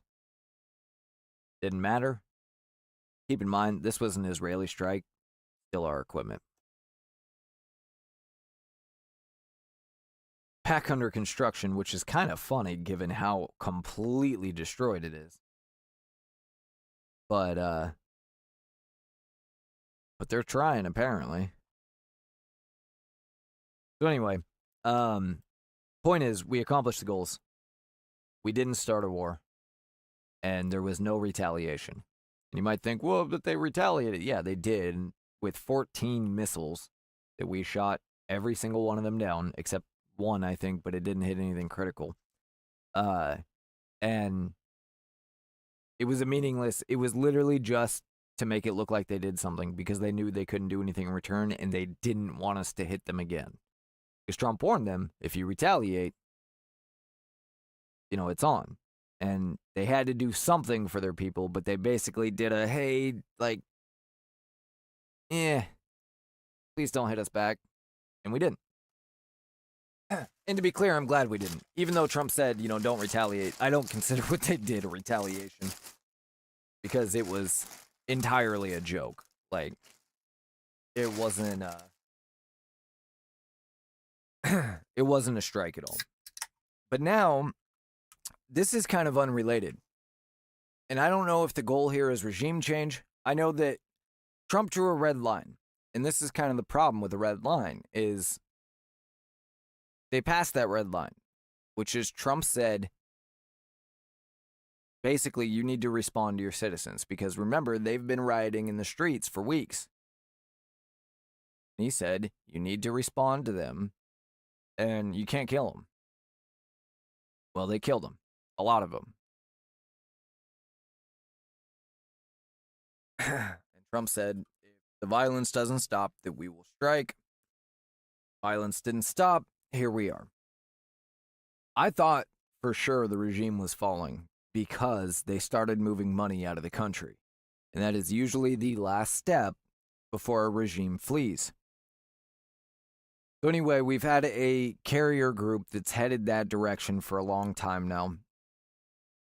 And, there's kind of been news made about it, but nothing particular because it was just moving into position. Little, bit reporting about, they're starting to build up a little bit and all of that. But again, they were still getting stuff into position, so there wasn't much reporting outside of that. And now there is the strike group consisting of the Abraham Lincoln and the Gerald Ford, I think, which is the one that took part in Venezuela, are almost there. And we've moved a ton of assets in the region around. I'll show you a map here in just a second.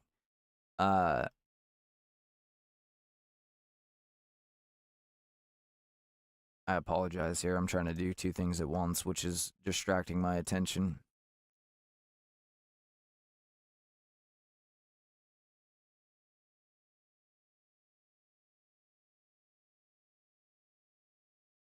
Anyway, we've got them surrounded essentially. Here's the map.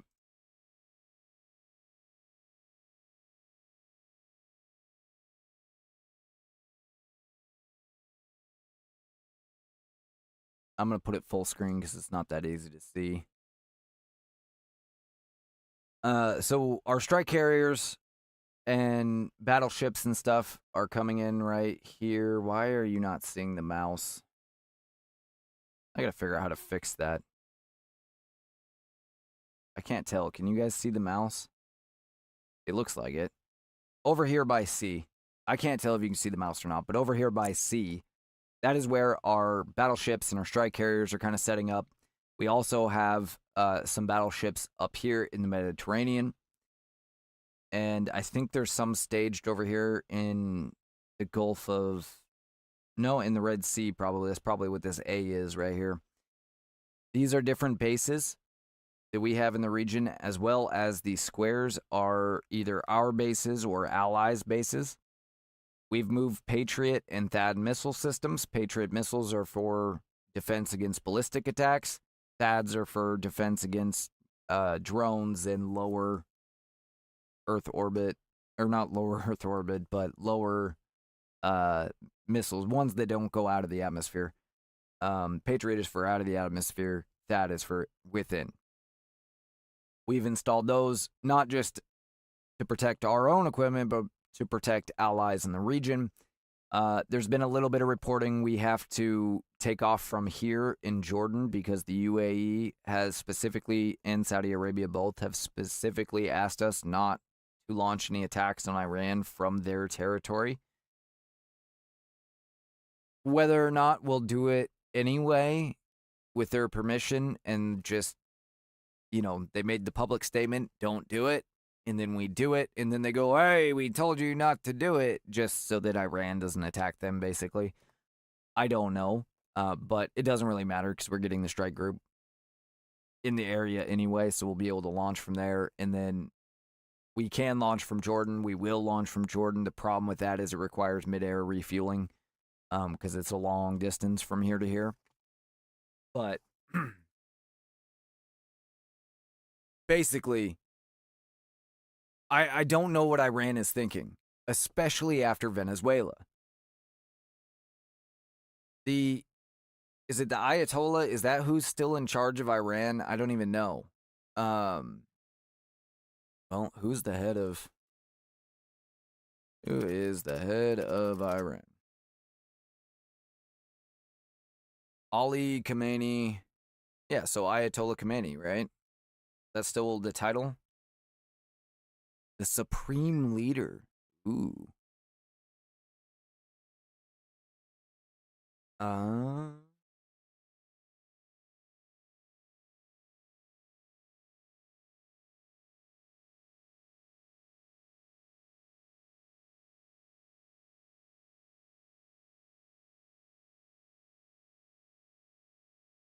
Damn it. Sorry, guys. I got a text from my fiance here. And it's free food, so I'm not passing up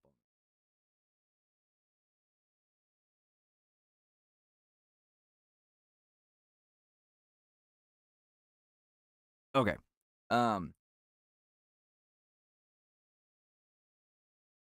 So yeah, I assume it's Ayatollah Khamenei, but anyway. He's got to know that if we attack, we can get him. Like, not just kill him.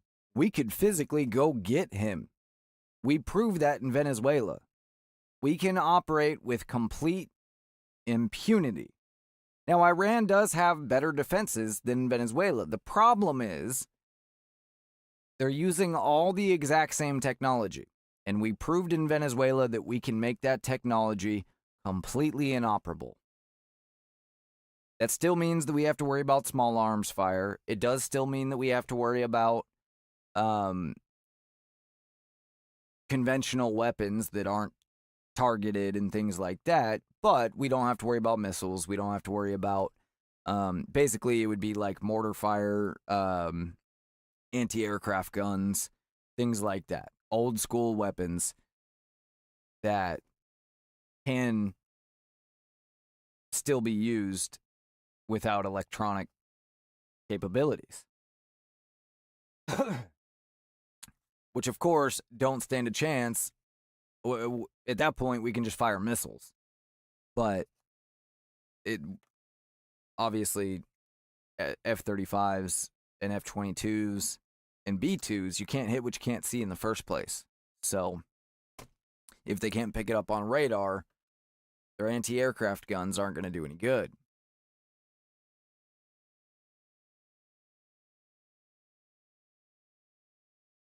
Now, here's the thing. I don't like this. I don't want a war with Iran. I certainly don't want to lose any U.S. lives. We haven't yet. But I don't want to expel a bunch of assets. It's already costing us a ton of money to get all this stuff in the area, for sure. And for what? That's the biggest thing. Trump needs to come out and explain to us why we're doing this. I do appreciate that we have a president that drew a red line and is acting on it. I just kind of wish he didn't draw the red line in this case. Because I don't see what we gain out of this. Even if Khamenei falls, who takes his place? maybe somebody that's beneficial to us for a few years and then becomes worse than Khomeini. I mean, history is not good revolving this area. So I don't know. This is just a wait and see for me. Like, I would like Trump to explain what the plan is here, and then maybe I could potentially get on board. He has only made smart moves so far.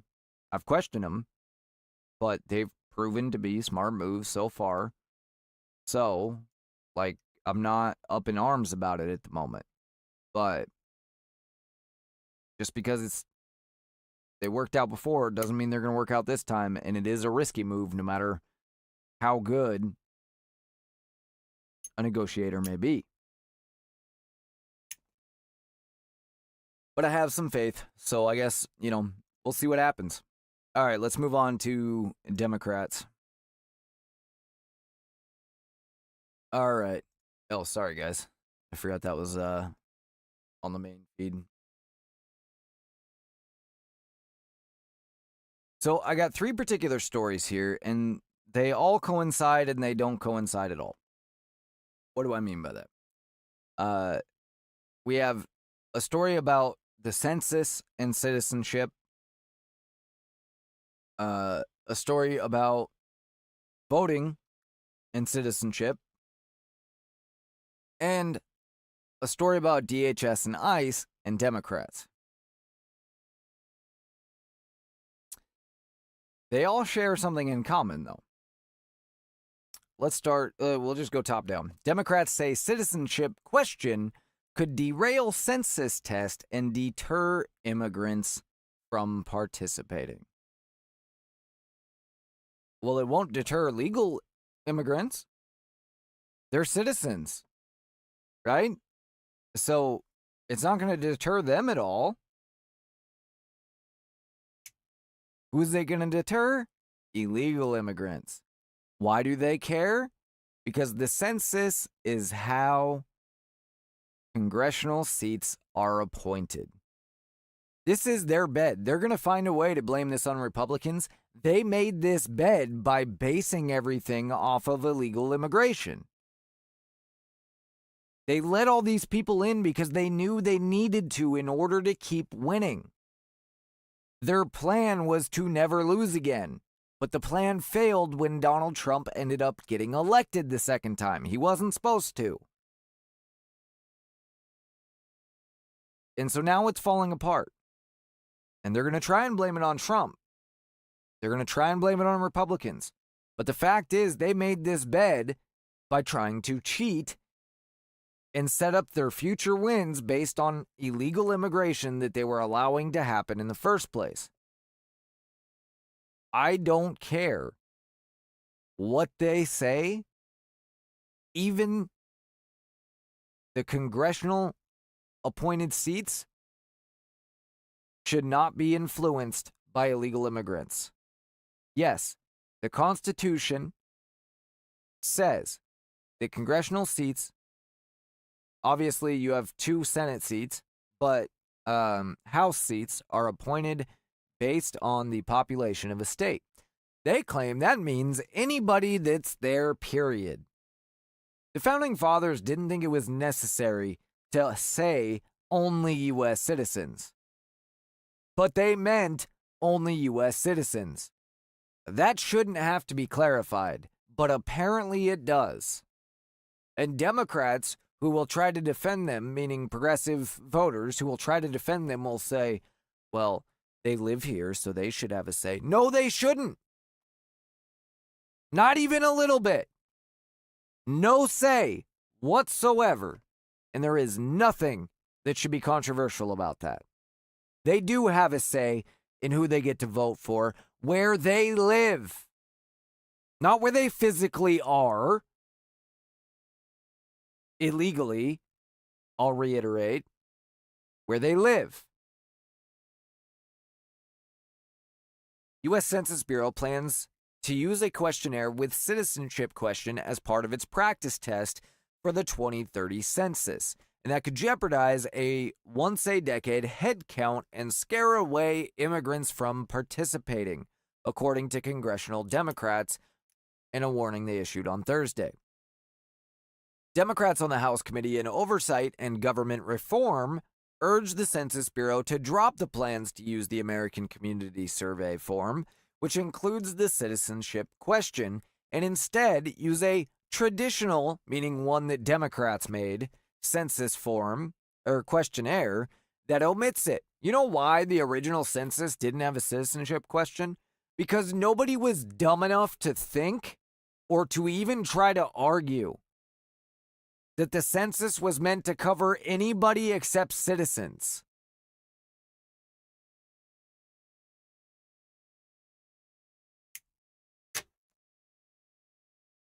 Why do we have to have these arguments?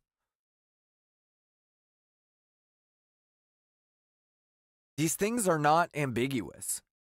It's not as if they just pretend like they don't understand so that they can inject ambiguity into it and then act like we're taking some sort of hardline stance. There's no ambiguity. It's very clear. The intent of the people that wrote the rules are well documented. We can read their words. We have the technology. It's amazing.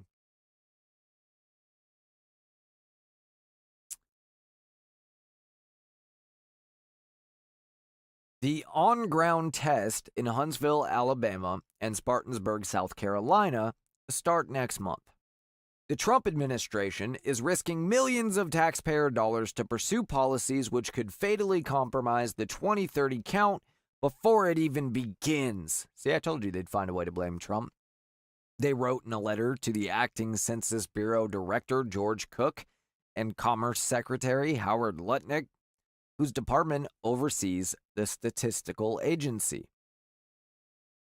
The Census Bureau and Commerce Department didn't immediately respond to emails seeking comment. By the way, the story comes from, I'm curious what the slant is. Oh, it comes from the AP. So there you go. The field test gives the statistical agency the chance to learn how to better tally populations that were undercounted during last census. The head count determines how many congressional seats and electoral college votes.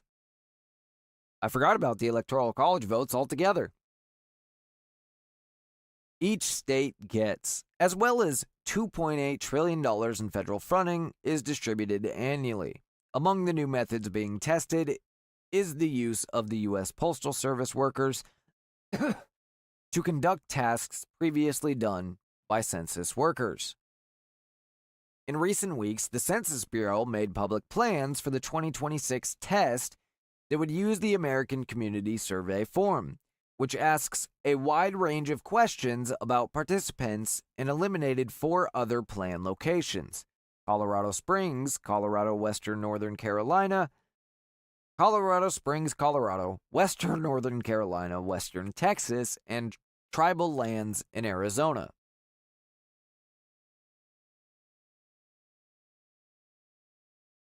The Democrats raised concerns that the citizenship question on the American Community Survey would be used to lead to a oh my lord, on American Community Survey form being used would lead to an undercount by deterring immigrants, including legal residents, from participating. Legal residents don't count either. They're not eligible to vote. They aren't citizens.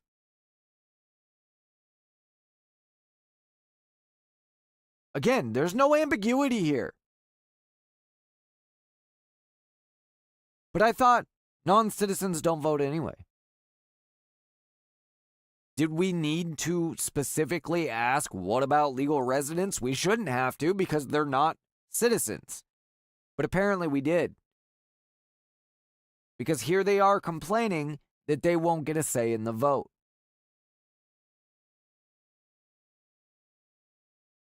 Many immigrants or citizens in mixed status families, including green card holders and other legal permanent residents, not citizens, face fear, chaos, and uncertainty over who the Trump administration will target for denaturalization and deportation, they said in their letter. Well, if they've overstayed a visa, they're here on a false asylum claim, or are otherwise here illegally, then they should probably be worried. If not, they're probably fine.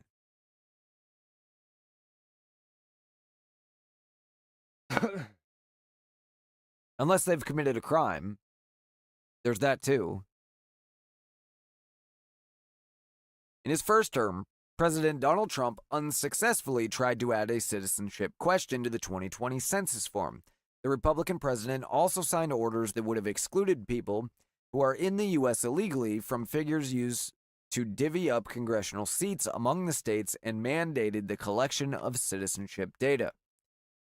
The attempt to add citizenship question was blocked by the U.S. Supreme Court, and both orders were rescinded when Democrat Joe Biden took office in January 2021 before the 2020 census figures were released. The Constitution's 14th Amendment says the whole number of persons in each state should be counted for the number used for appointment, the process of divvying up congressional seats and electoral college votes among the states. The Census Bureau has interpreted that to mean anybody living in the U.S. regardless of legal status.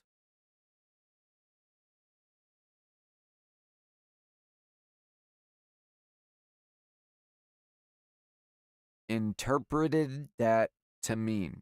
There's no interpretation.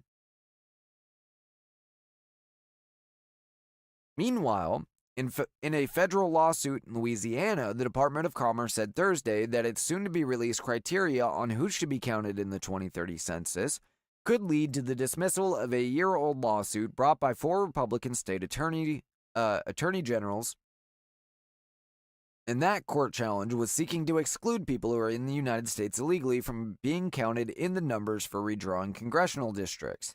The federal government attorneys asked that a hold on the case remain in place while the Bureau determines the matter at the heart of this case, whether and how to count citizens of foreign countries in the United States for the 2030 census.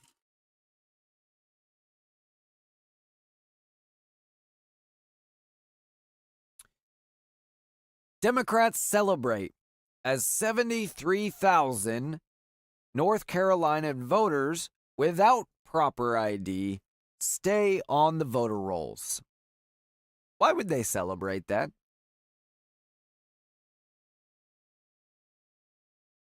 I want to point out again, by the way, that nobody has a right to vote. That was never how this country was founded. And it's not what the 13th Amendment says. And it's not what the 19th Amendment says. If I'm wrong about the amendments, I apologize, but that would be preventing blacks from being barred to vote, preventing women from being barred to vote. What those amendments say is exactly what I just said, that you cannot be denied the ability to vote based on race or sex. There is nowhere that it says white men have a right to vote. There is nowhere that says black men, women, or Americans have a right to vote. We've never had a right to vote. The Founding Fathers recognized that you can't just give anybody and everybody the right to vote because a lot of people don't contribute to the system. And so they shouldn't have a say in how the system distributes funds. Only the people that contribute should. And to be clear, women and black men both were never excluded from voting in the United States.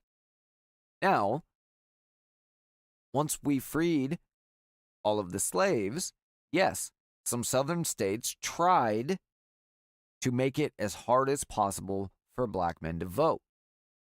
That was in response to the 13th Amendment. Prior to that, though, obviously slaves didn't get to vote, but there were many free black men in America any that own property that can and did vote. There were women in America that own property that can and did vote. Just like there were white men in America who didn't own property, who were not allowed to vote. The rule was you had to own property. And the reason for that is because property owners were the only consistent taxpayers. There was no income tax. And so you had to be paying into the system to get a say in how that money was spent. I think personally today that at minimum, the easiest thing that we could all agree on is that anybody that pays taxes gets to vote. If you don't pay taxes, if you're only on welfare, Medicaid, whatever, and you don't contribute to the tax pool, you don't get to vote.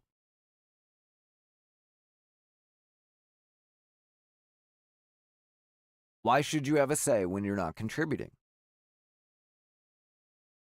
And why would Democrats celebrate that a bunch of people that could not be properly identified get to stay on the rolls in North Carolina unless they are hoping? And see, this is the whole caveat where they say there was no fraud. There's no illegals that vote in elections. No. We were only able to prove that a handful of illegals voted in the election, or that a handful of ballots were fraudulent, in part because we weren't allowed to look at 99.999% of the ballots. That's a big part of it. The other part is that when they say fraud, what they mean is a fake ballot. But if somebody's on the voter rolls, even if they're not supposed to be there, and they get a ballot, that ballot is legitimate if it gets turned in and signed correctly. Doesn't matter who filled it out and turned it in. It's supposed to matter. That would be fraud if somebody other than the registered person did it. And that's why it's almost impossible to prove, because unless you're there when they fill it out and turn it in, there's no way to know.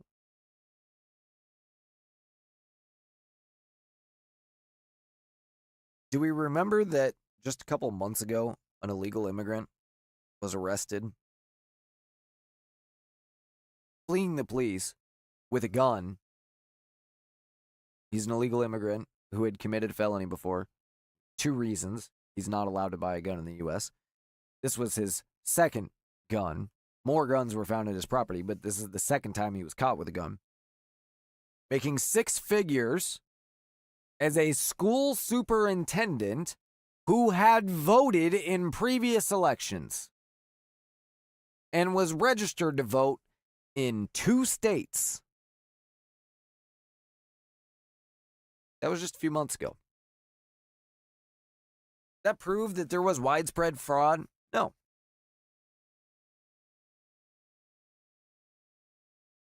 Is that alone enough reason? Is that alone enough reason to look into those 2 states specifically? Yes. North Carolina's election board came to an agreement with the Republican and Democratic parties on Monday to give 73,000 voters more time to update their voter registrations before they are removed from the voter rolls. The settlement concludes an extended legal battle that rose after a Republican National Committee and North Carolina GOP sued state election officials in 2024, claiming that roughly 250,000 voters had been improperly registered. The voters in question did not provide the last 4 digits of their social security number, their driver's license number, or an attestation that they had neither on their registrations. Republicans had requested that the voters be removed and their votes in the 2024 election be thrown out. The Democratic National Committee hailed the settlement as a win on Monday, accusing the GOP of voter suppression.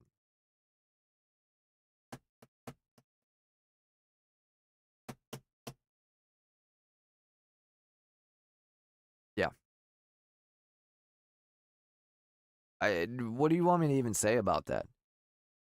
No driver's license number, no social security number.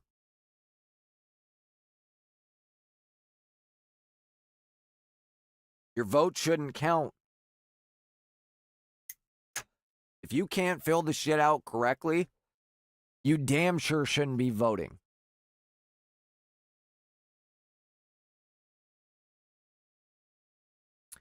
Dems looking to dismantle not just ICE, but DHS.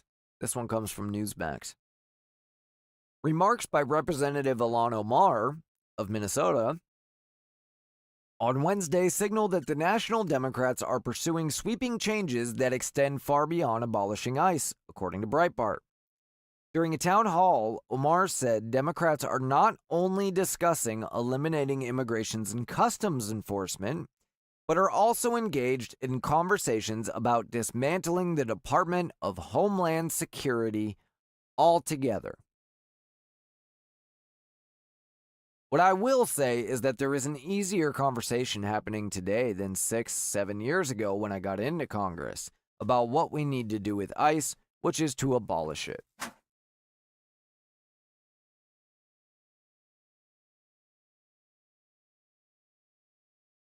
Sorry.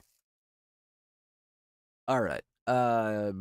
Which is to abolish it altogether. Omar said that to attendees in Golden Valley, Minnesota. Let me see if they hyperlinked it here. Let me see if there's a video. Oh, there is a video. Look at that. Oh. Help if we open it in the right browser.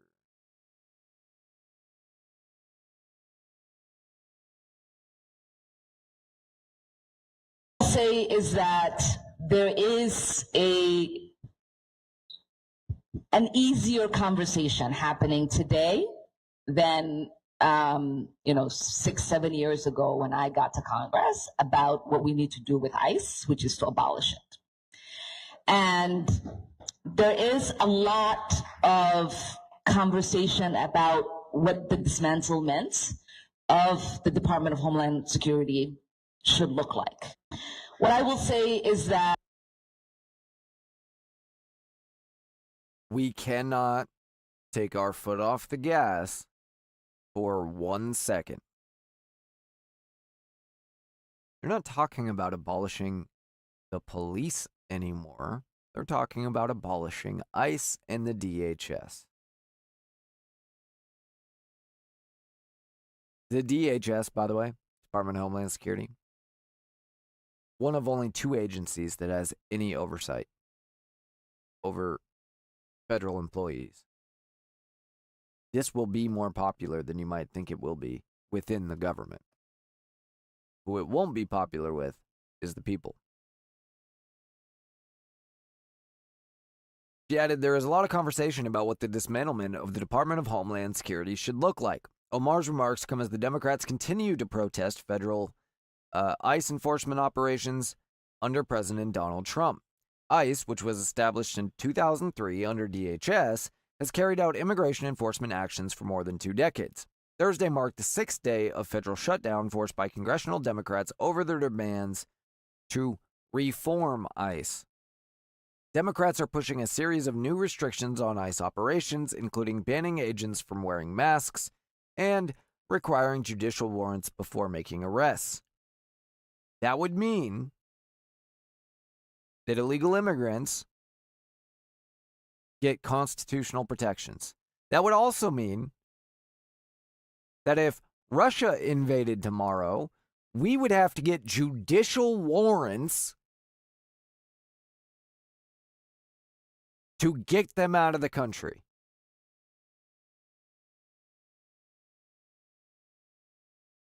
They wouldn't even have to bring guns.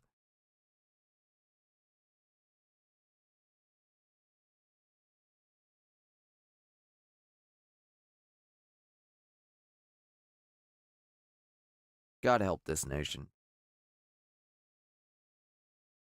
In addition, Democrats are seeking to prohibit immigration enforcement actions at what they describe as sensitive locations, including hospitals, schools, and polling sites. What's going to happen?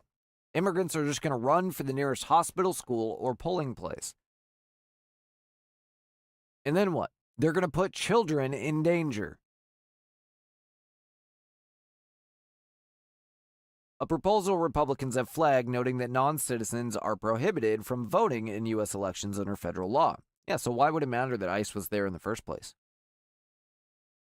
In recent weeks, several Democrat leaders have strongly condemned ICE operations. Minnesota, yeah. All right, we don't need to go through all that. Don't think for 1 second that you are going to get anything. Democrats are going to do everything to soften their tone this election. They're going to do everything they can to try and appeal as much to the middle as possible. Do not be fooled.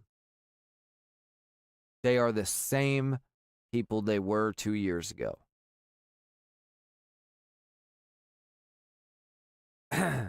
It's that simple. I just want to remind everybody of this little article right here. 2020. And shout out to Molly Ball for documenting this for us, for the historical record. I printed a copy just so I would always have it. The secret history of the shadow campaign that saved the 2020 election.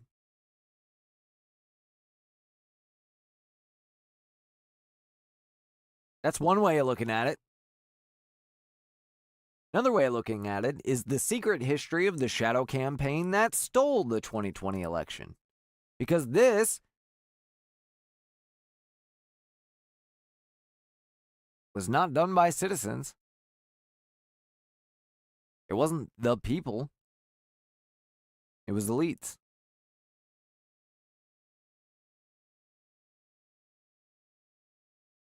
Some of whom were backed by foreign adversaries. There's one particular quote here, and I know roughly where it's at, that I want to highlight. We obviously don't have to read this whole thing.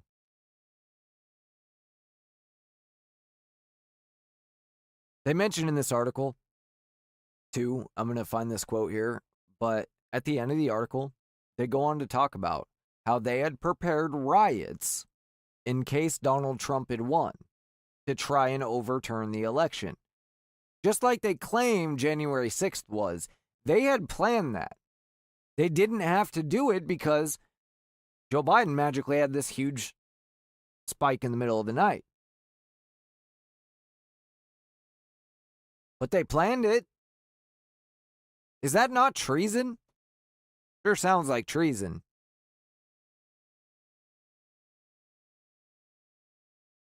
Democracy is not self-executing. Well, especially not when you live in a constitutional republic, not a fucking democracy. I'm going to have to Control F here. There it is. That's why the participants want the secret history of the 2020 election told, even though it sounds like a paranoid fever dream. A well-funded cabal of powerful people ranging across industries and ideologies, working together behind the scenes to influence perceptions, change the rules and laws, steer media coverage, and control the flow of information. They were not rigging an election, they were fortifying it.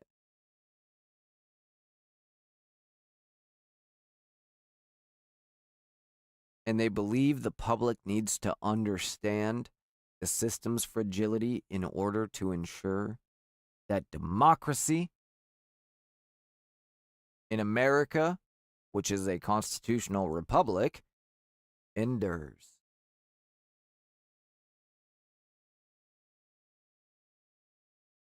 I had more. That's all I got for tonight. That's the limit right there. you know, you forget about these things over time. Your brain has that way of softening them so that you never remember them as bad as they actually were. It's an important thing your brain does. But it really was as bad as you remember it, if not worse. And we would be wise to never forget it. Don't forget to check out my co-host, Alan, the American Sincerest Podcast, at FirstAllen2 on X, Austin, MillerTalk_pod on X, and MillerTalk.substack.com. Hopefully they'll be joining me tomorrow for the Friday show. You can find this show, x.com/JBU_show. Anchor.fm/JBU is where you can find all the links and the archive for the audio podcast. If you are listening to this on audio, I apologize that I have not been great at keeping up on the uploads since we started the live streaming. It will happen. We will get there, and every day will be uploaded just the same as it is online. For now, you can listen on Rumble, rumble.com, JBU.Show. Rumble doesn't have the straightforward links, so it's rumble.com/users/JBU. The JBU.Show or JBU_show? Let me check.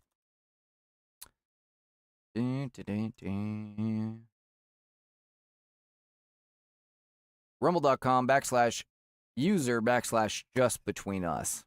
Of course it is. Anyway,